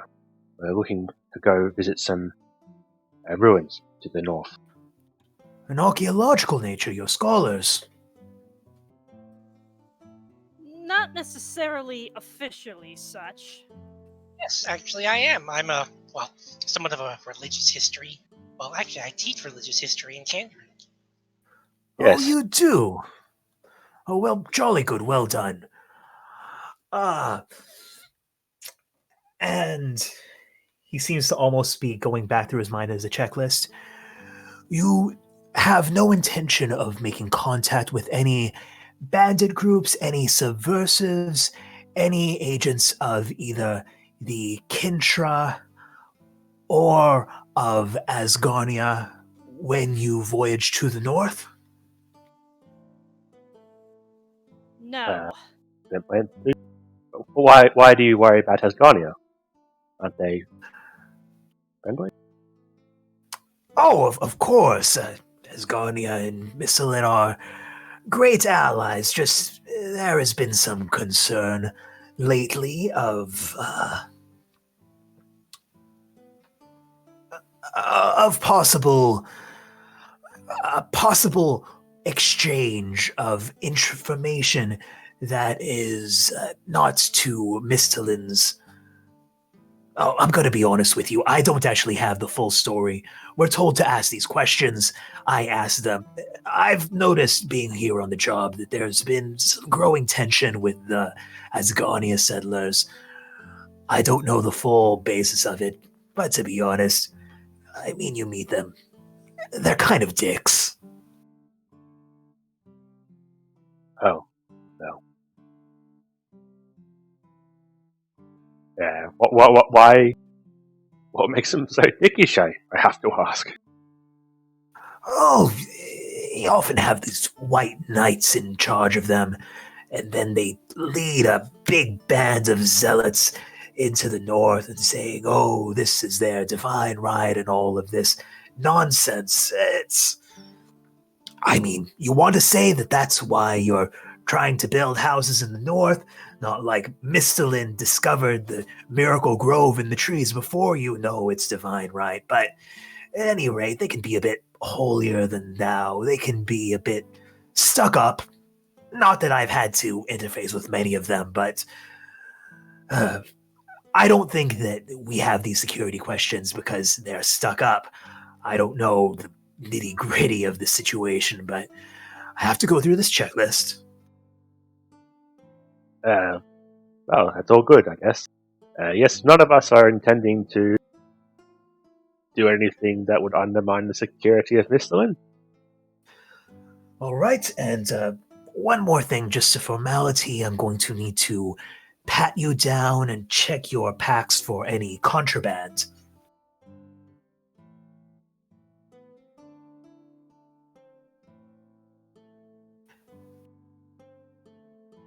Is that okay with any of you? Any objections? Looks like I think Don. You know what? Don's just gonna turn into a bird. Screw using invisibility. She's just gonna be a bird in a Natrix's bag or something. We don't have much of anything to hide. Of course not. And look, between you and me, if you're carrying a few grams of snakeweed or anything like that, we don't care. It's just to make sure that you're not, taking a full payload to trade with some bandits just over the border or anything like that.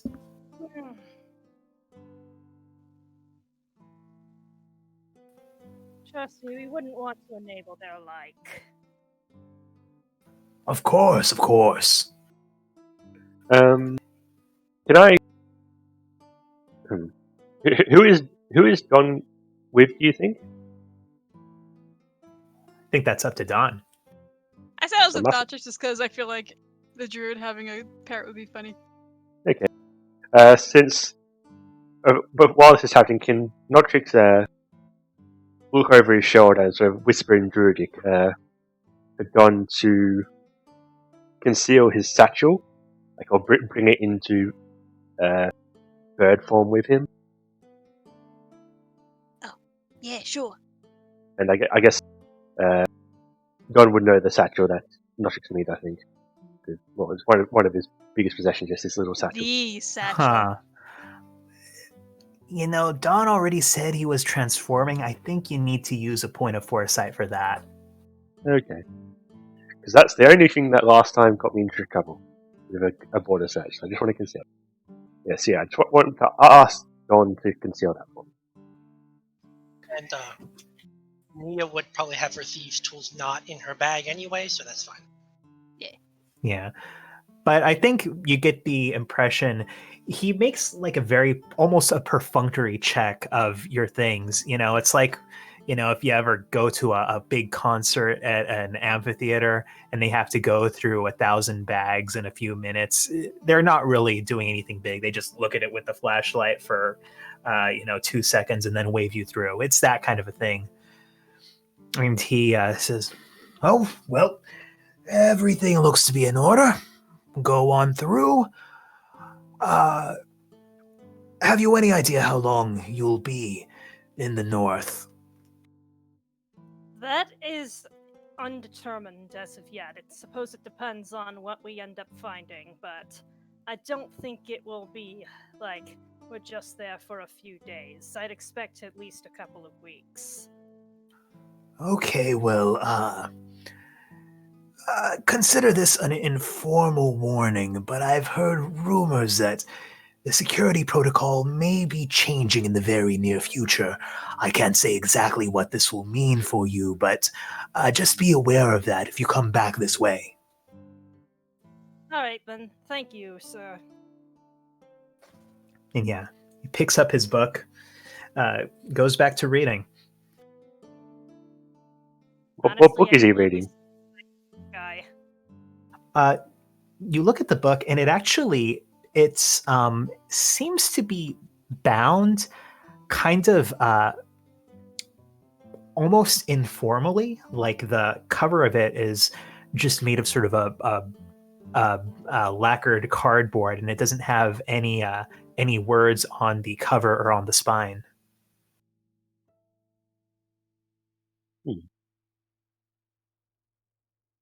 I guess. I guess I'll ask him. What you reading there?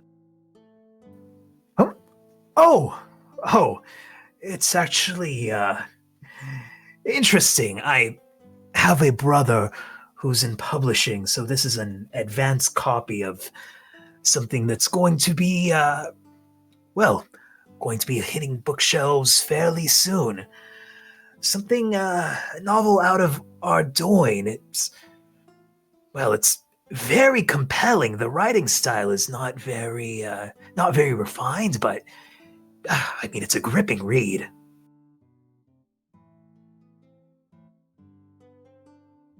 Allegedly, What's about? isn't he?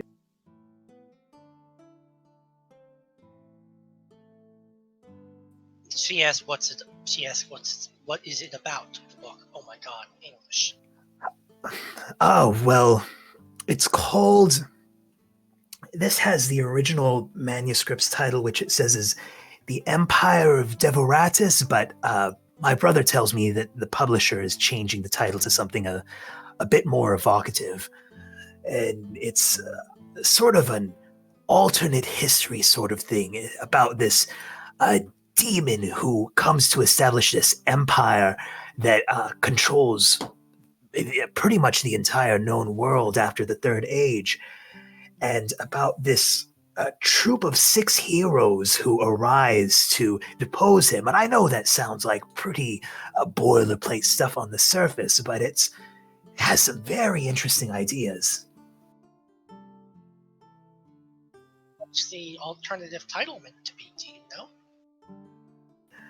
Oh, my brother said that they were still banding a few things around. One of them was supposed to be the dawn of the last days. To me, that sounds like a whole lot of nothing. One of them that he said they were considering was a shattered crown. I think I like that last one the best, to be honest.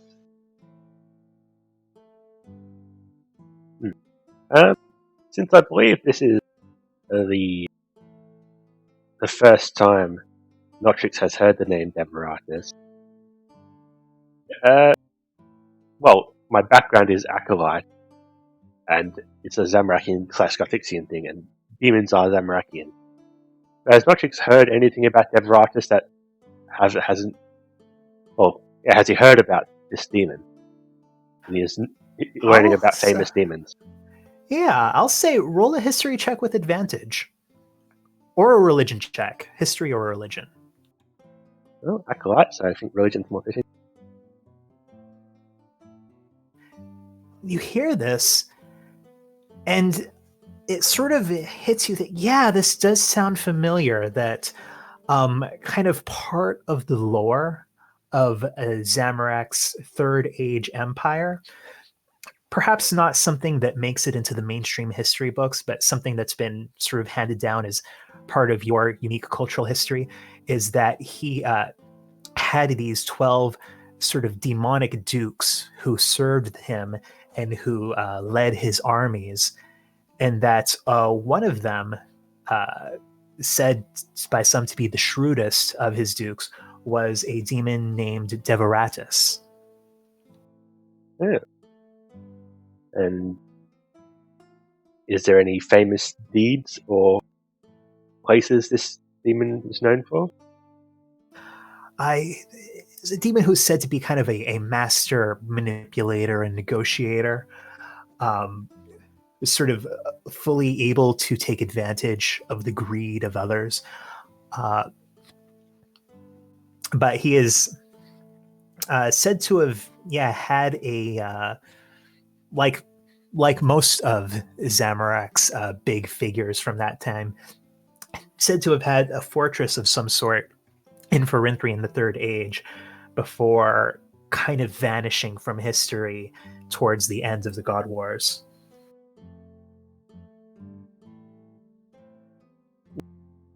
Okay.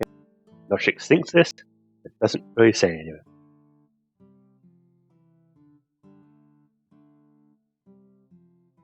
Oh. In that case, I guess we continue on, or? Yeah, I don't really see much other reason to hang around. We go. So, you step forth through the gates back into the wasteland of Pharynthri. By now, sort of the rolling clouds of dust that sweep across these stunted trees and graying grasses are familiar. You've traveled for close to a week in this space.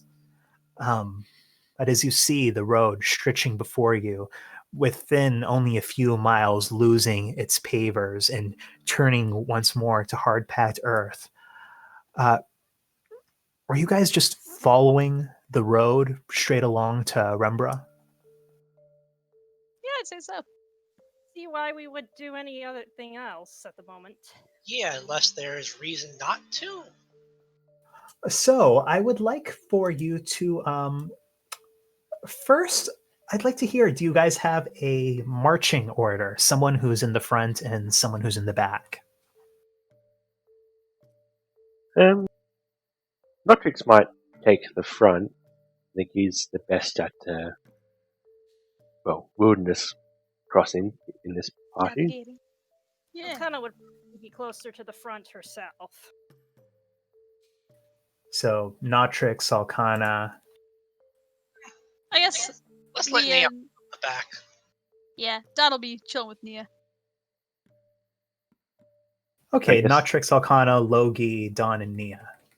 Hell yeah. And just to establish this at the get-go, are any of you proficient with, I don't think you are, but proficient with navigator's tools, or do any of you have any equipment that helps you with your perception? Sigrun does, Alcana does not. So sadly, no.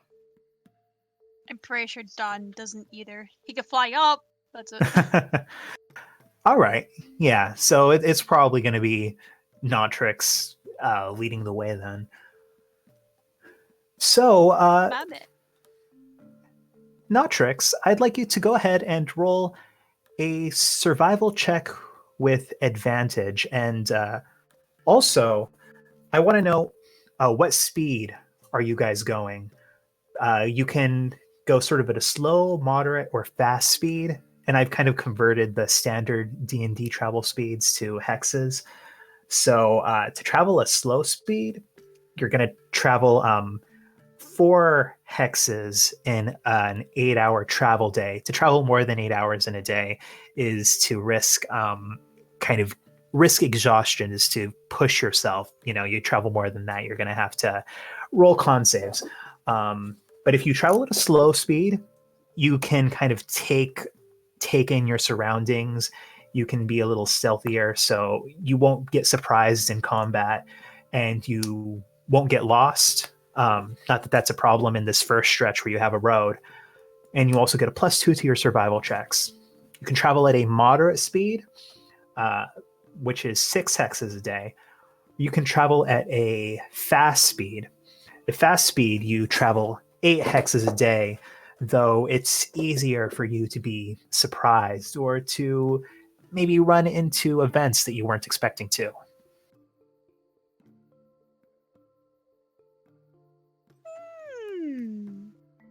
Hmm.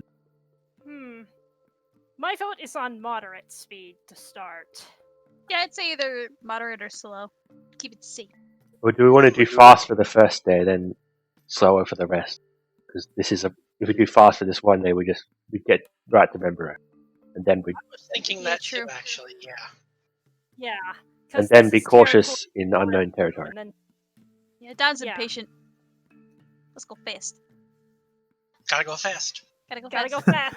All right. So Notrix, go ahead and roll a survival with advantage for me, since this is a well-known path to you now. You've traveled it twice. All right. Not the world's greatest. And why don't you go ahead and roll a 2d6? Can we still add can we still use foresight to add to rolls? Well, d20 rolls anyway. Yeah. Are you not happy with this 12? Not particular. Well, not entirely, I guess is the correct answer, but go for it. Let's see what happens. Yes, I think if there's any part of the journey to take risks, it's this first part. Yeah. Wow, that is the best thing you can roll for that. Right. So you travel. I mean, literally the best thing on my chart. It literally says uneventful travel for that one, and only that number. Yeah, you travel at a fast pace, just trying to take the road as quickly as you can, moving without really taking a huge stock of your surroundings. You feel confident that you've, by this point, come to fairly easily identify the threats, at least in this part of the territory. And you see the landscape change. You come once more into the familiar haze over Rembra, into this hill that now serves as a gravesite for all of the settlers who were there. By this time, even though the sun has never really been fully visible in the murk of Farinthri, you can tell by the darkening of this place, by the lengthening shadows, that it is getting close to evening as you come onto the tilled over and weed choked fields of the settlement. Get the sense this is a good place to make camp for the night. Could we make camp inside one of the buildings? Be a bit more concealed? Perhaps, Maybe even one of the abandoned farmhouses that are still standing? do you think the farmhouses or underground in the inn's basement? Do you really want to be underground when there was just an earthquake a couple days ago? And if something does happen, Yeah. I guess it'd be better to be on the outskirts than directly in the middle, huh? Yeah. Sure, we can go to one of the farmhouses. Yeah. And I think Like that lady's farmhouse. I kind of want to bring this up since Logie isn't here. Didn't Logie attempt to buy a spyglass in our doing? And we know there's a discarded spyglass right around here. It seemed like something he wanted. I had to bring it up. Oh yeah. Yeah. Sure, you can say that Logie, he wasn't with you when she threw off the side spyglass, but you told him about it, and he says, gonna go check this out. Actually, do you go to that woman's house to make your camp, since you know that she isn't in there now? Yeah. That seems like the most logical spot. Yeah, that's you. That's a good idea. Yeah, so you go to her house and you can see that there's like the ground floor, sort of half of it is this barn that, from the smell of it, does not seem like it held any animals anytime recently. It just seems sort of dusty and disused. You do see that light crossbow and that spyglass in a pile of gray hay Logie pockets the spyglass. Going through the house itself, you can see it's very Spartan. She did not have a lot of possessions, but what few there are,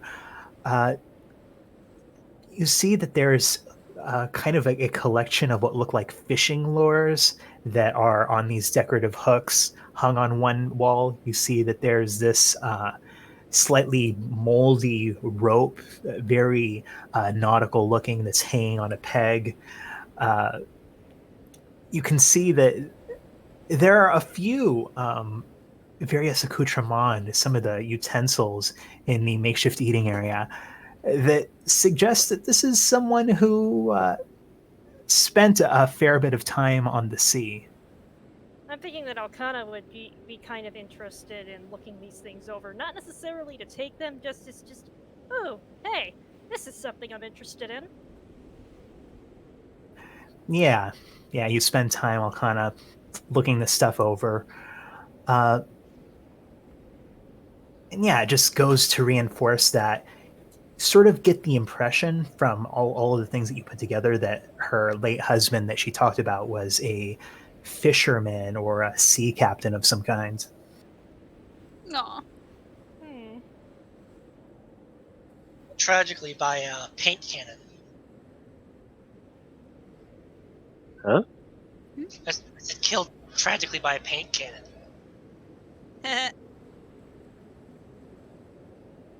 Poor lad. Do you think we should wait here until the other paladin guy, I don't remember his name, Arnold shows up? Fox. Yeah, sure, I'm not going to remember that. Arnold Fox. Yeah, is he anywhere to be seen? Does this place have any fox to give?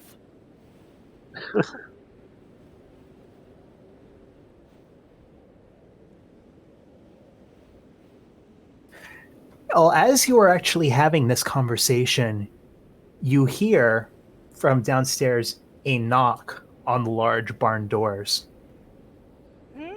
Hello? Who is it? I turned to a bird.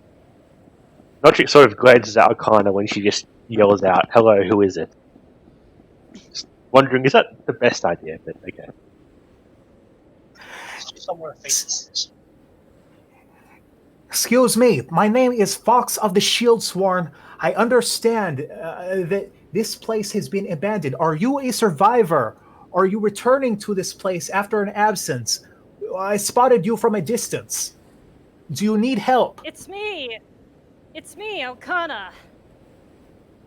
Oh. You go down, sort of open the door, and you see him kind of in just very light travel clothes. He seems not really traveling his arm the way at least the two times as wearing it. Oh, well, I didn't realize that you would be here already. I actually here with one of the trainees went through the place. Could not find. Ron, you're being a bit Certainly, we found. robot-y. Oh, what was that? Oh, you were being a bit robot-y, but it just seems to have cleared itself.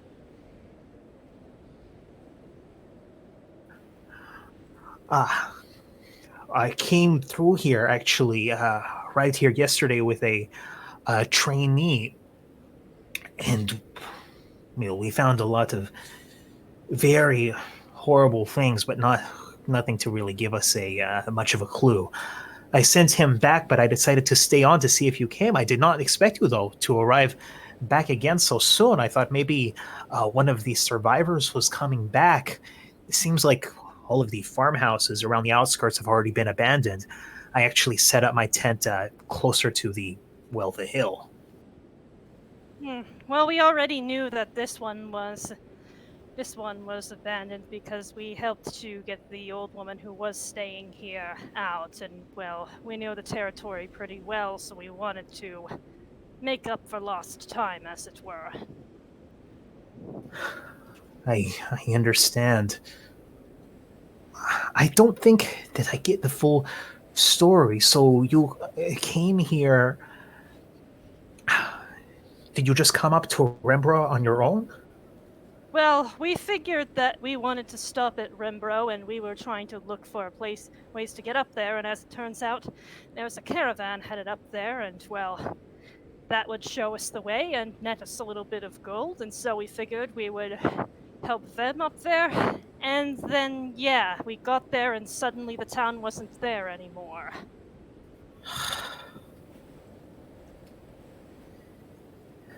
I could not find anything concrete, no eyewitnesses, but I asked around a bit around Miracle Grove and to some of the other travelers I encountered on the way. You have a few people traveling through there. There are rumors of these earthquakes, these giant earthquakes that seem to kind of rumble through the land and then abruptly end. I don't know if this is the same thing, but it seems to be at least some sort of a precedent. That does match the account of the woman who was living here. She mentioned something along those regards. I wish she were here so I could speak with her directly. I don't know of anyone else who witnessed this.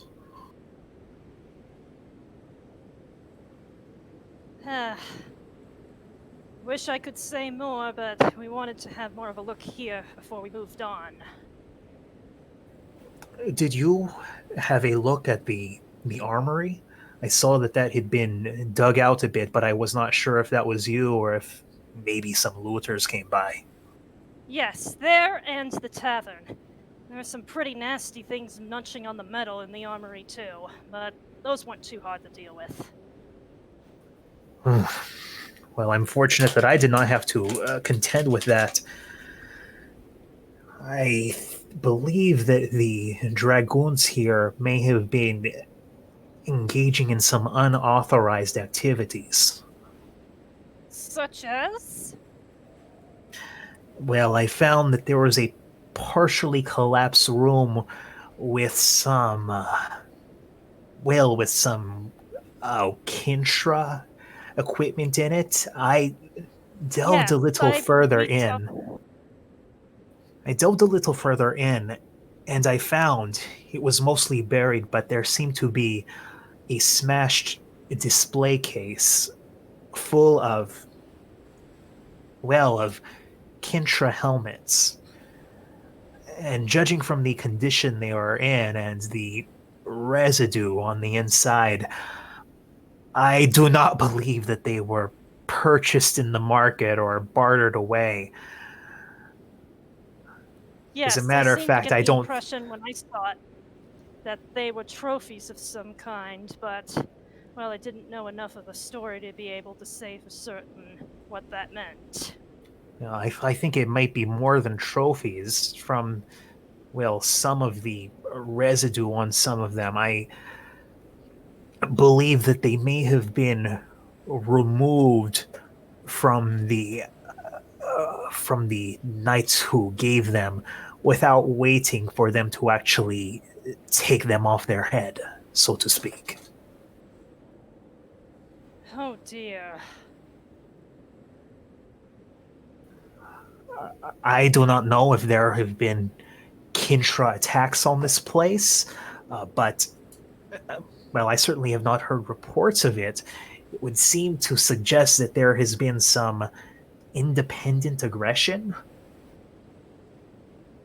Yes, that's not exactly good. A little bit of extra zealotry and you've got a powder keg that's ready to explode.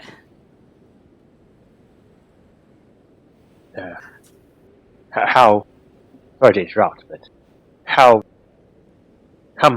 big was the garrison here? Do you know? Were they capable of, attacking the Kinsha or I don't know, doing whatever happened? Well, Rembra certainly wasn't protected by an army. If the armory here staged attacks on soldiers, it had to have been attacks of opportunity, individual patrols. I've had some trouble pinning down exactly where the Kintra are in Forinthry. It seems like I hear many conflicting stories about where the Zamarakians have their base. And well, it seems like the amicability between Asgarnia and Mistalin so far is starting to get strained. The reports from the, well, guard at the border definitely seemed to say that much. They Seems included agents of Asgarnia along with, the usual suspects out here in the frontier, as it were. Yes, it seems everyone believes that they are the only ones who have a right to Forinthry, as if it isn't a whole continent. These politics make me sick. Ain't that the truth? It's just so much squabbling and all that effort can seem to go elsewhere, but unfortunately, we just have to do what we can in the midst of, well, people being idiots. Perhaps it's wrong of me, but I believe that it's the Asgardian zealots who infuriate me the most because they take the truth, they take these valuable teachings and they twist them to their own ends. If they would step back and realize that the things that bind them and the other settlers, even the Zamarakian civilians, are far more than what divide them. That's If they could realize exactly that they what could, I've been thinking. yes, they realize that they could work together and do so much more here than endlessly becoming engaged in these squabbles. I agree wholeheartedly.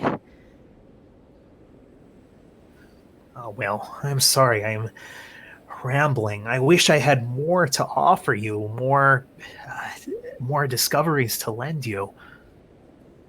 Well, we at least got information we didn't have before, which is about as much as we can ask for out here.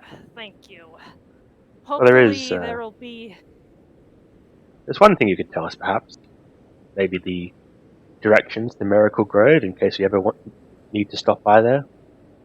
Oh, yes, Notrix, correct? Yes, that is me.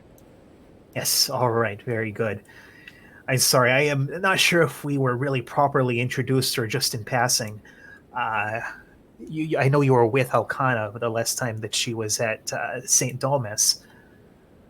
But from here, Miracle Grove can actually reach it by marching directly to the west. To the west. Is it? Yes, Is directly west of here. Is it beyond the Lum? No, it is on this side of the Lum. Or for whatever reason, the Asgardians believe they have a claim on it, but for now, it is being shared, I suppose. I would have thought the Lum would have made a reasonable border between Asgardia and Mistalin. But, well, if they're claiming this side as well, that's more hairy. They were... They were trying to annex my home island of Ashdale the last time I was there, too. Gave me a bit of a headache. But yes, as you approach it, you should see the beacon. And especially in the murk out here, you can't miss it. Thank you very much. There's not a lot of information out here, so whatever we can get is extremely valuable. How many days travel is it about? Oh, well, less than a day, only a few hours. Oh, well, that's easy. Yeah, maybe a half day's travel. I see. That's definitely sounds like a convenient place to stop. Squawk. Easy stop. And sorry if I just pick your brain for because we could do with some advice from someone who's more experienced with traveling Grimbury. How easy is it to cross the Lum itself? We've been thinking, thinking that might be one of the more harder obstacles to cross in this wasteland. Yes, the Lum runs wide here. It is not very easy to cross. Actually, yeah, the main passage across the Lum is several miles south, at least, of the latitude where we are now. There is a bridge just off of Miracle Grove that crosses, but it crosses into the swamps, and there has been some trouble there. They have, not dismantled the bridge so far, but they have at least closed it. The north of here, well, to be honest, I have not traveled into Ferentry that much further north than we are now, so I cannot see if there are more places to cross. But yes, the best place to cross the River Lum is actually several miles to the southwest. I see. Thank you. Right. I think she'd kind of look over to Nia, who, as the artist, would probably be the best at, like, sketching all of this out to making sure she's got all of this down. Yeah, I mean, I don't see a reason why not. There are like official cartographers stores as well. I guess if you're doing it with art, you're just doing a rough thing and the distances aren't accurate or something. It's better than nothing. It's more of something that you'd have to use. You'd have to have someone who has the proficiency with the cartographer's tools to translate it over to a proper map. But for now, something working as we're going along is better than nothing. Well, there is another place. I do not know how far north you intend to go into Ferentry, but I have not seen it myself. But there is supposed to be a large tell along the river. Not a tell, a still place. The river widens. It is not flowing quite so strongly. However, we'd have to travel across the water for probably about a mile to get all the way across it. But if you were to ford it on a raft a bit north along the river at the northern edge of the swamp, it's another place you could maybe try to cross. That's more useful to us than you realize, Arnold. Thank you.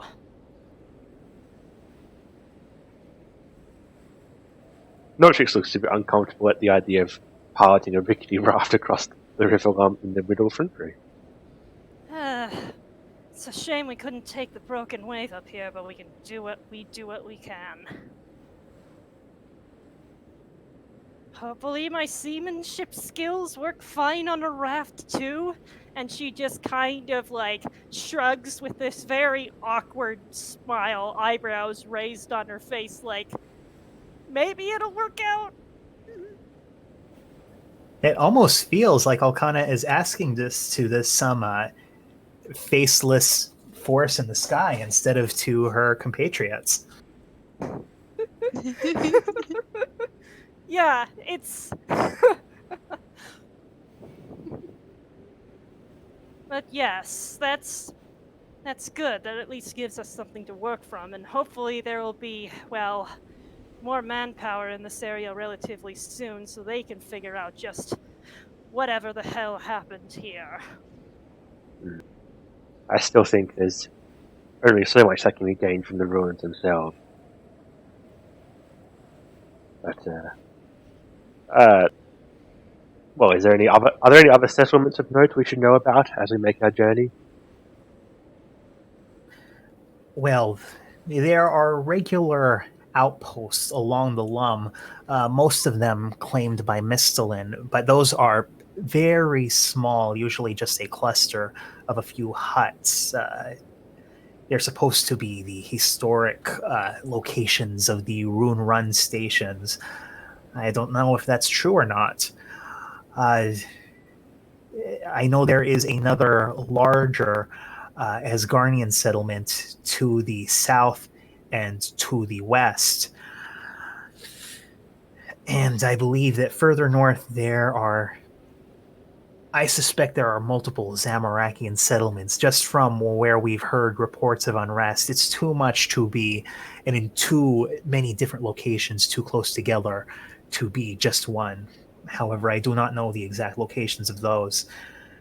Of course, the further you get into Ferentry, the more you come across old ruins. I mean, there are places in this land where no boots have tread for centuries upon centuries. Suppose we'll have to make note of those as we come across them. Fortunately, we do have somebody that does have a bit of scholarly training in that field among us, for once. Looks at Nia. Nia waves, I don't know, almost as if she isn't paying attention.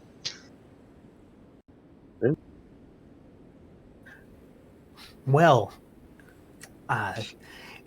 the situation at Miracle Grove that I was dispatched to take care of is, well, to be honest, it was already pretty much under control when I got there. I can travel with you a piece of the way if that's not imposing. Where... Okay, so I can't handle this. I do not know how far you are going.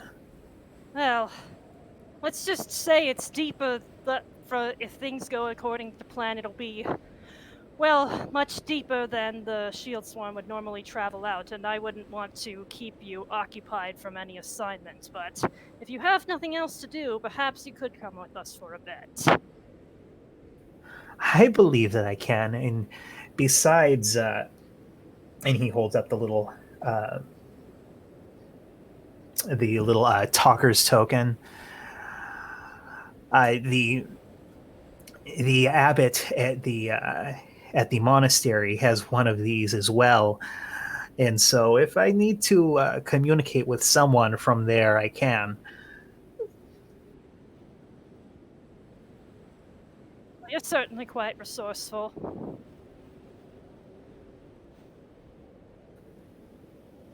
Well, if we're going to be heading out for now, why don't we rest so we can get an early start the next morning? Sounds like a plan.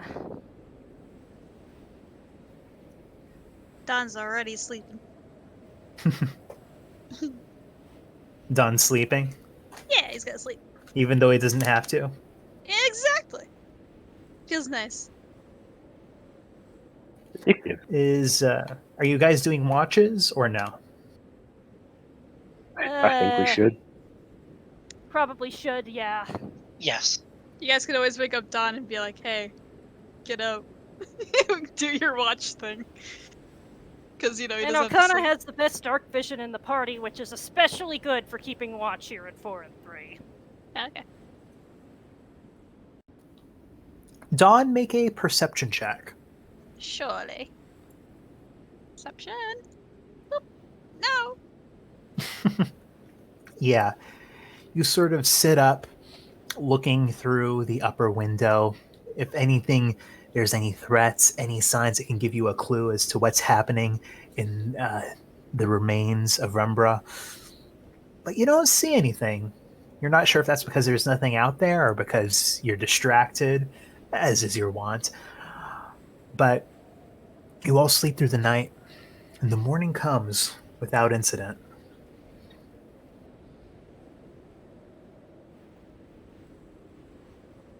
Don in the morning is all grumpy. I could have slept. Nothing happened. That doesn't make it worth the risk. I guess. So, what are our marching directions? We think we might want to briefly visit the Greyford excavation site. But, well, Question is, how are we going to cross the line? Yeah. You want to visit the Grey Forge? Well, I mean, they operate mining sites all through. Most of them are only a few miles inland, only a few miles past the wall. You know, that's the whole reason that the Cartographer's Tramway was built in the first place, to help connect mining sites. Well, we think we're looking for a specific site. I suppose we don't have any confirmation of its existence, but we think that they have operations out there. I have spotted sometimes overland caravans, usually pretty heavily guarded, coming down from the north. They do not say that they are Grey Forge, however, they are usually guarded by dwarves. I'm sorry, he says towards Logia. I don't know if that's a bit racist, but I mean, that's the closest thing I can think of. To be fair, it's not a bad assumption given the context. Smart. Not all dwarves. Oh, so Don, you're still being a parrot in front of Fox. Yeah. All right. Are you I decided. going to hide your existence from him the whole time? I can't wait for it to get into combat and Don has to stay a parrot the whole time. It'll be fine. Yeah, I just when he came in, I turned to a parrot, so I could contribute. But oh boy, hopefully that doesn't happen, huh? Yeah, I'm sure that it'll be a-okay, because as a parrot, he can do 1d4 piercing damage every turn. Ah, yeah. Easy. And I can't fly, so one of you kind of have to hold me out like a gun. What? Yep. Parrots can't fly? This one can't. Yeah, it's a Crandorian ground parrot. Christ. Yeah.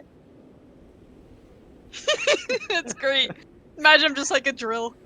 Yeah, he kind of leans over towards you, Alcana. Are you sure that it is a good idea to bring the pet parrot all the way into Forenthry? That little guy is more perceptive at times than you might think. Oh, well, you're the expert. And he kind of goes down into the barn. He opens the door. He looks around, and he kind of places two fingers in his mouth and gives a loud whistle, which I'm not able to do because I don't know how people whistle with two fingers in their mouth, but it looks cool. And you see, almost seeming to step out of the shadow, like apparating into this place, but having a look almost as if it was just here the whole time in a place you couldn't see, is this very majestic looking reindeer with this fur that's almost has like a grizzled, faint golden gleam to it. And he says, "How well. Paloma here can take another rider if anyone wants to ride with me if we make our journey today."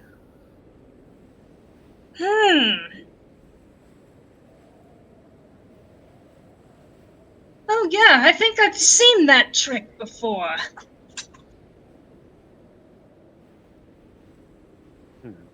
Oh yes, well, Master Cerise actually taught me how to do this. Yes, that's exactly who from. I just never really had a use for it. Maybe now's the time? She just kind of shrugs a bit awkwardly. You can, Akani, you can summon a reindeer. Well, she was showing me some things related to summoning stuff from the spirit plane, kind of like what you do, but I never really had much of a reason to use it before. Now, maybe Maybe I can try and see if I can still remember how to do it? Do it. Do it. So yeah, it's time to finally use this ability since it actually has some use for once. Woo.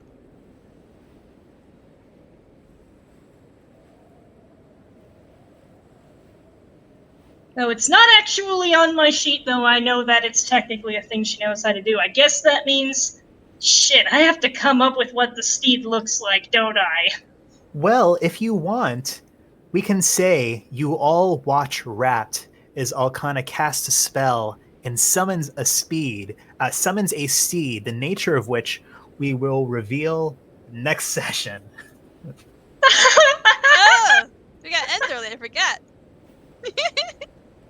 Woohoo! All Yay, right. make it so fun. Yeah, thanks, guys. I know this was a little bit of a slow session, but it just, kind of maybe to introduce the new mechanic that will be, sort of how we play the game for, I think, the next several sessions. There's Yeah, don't worry there's about a it. lot of stuff hiding in Furrin 3.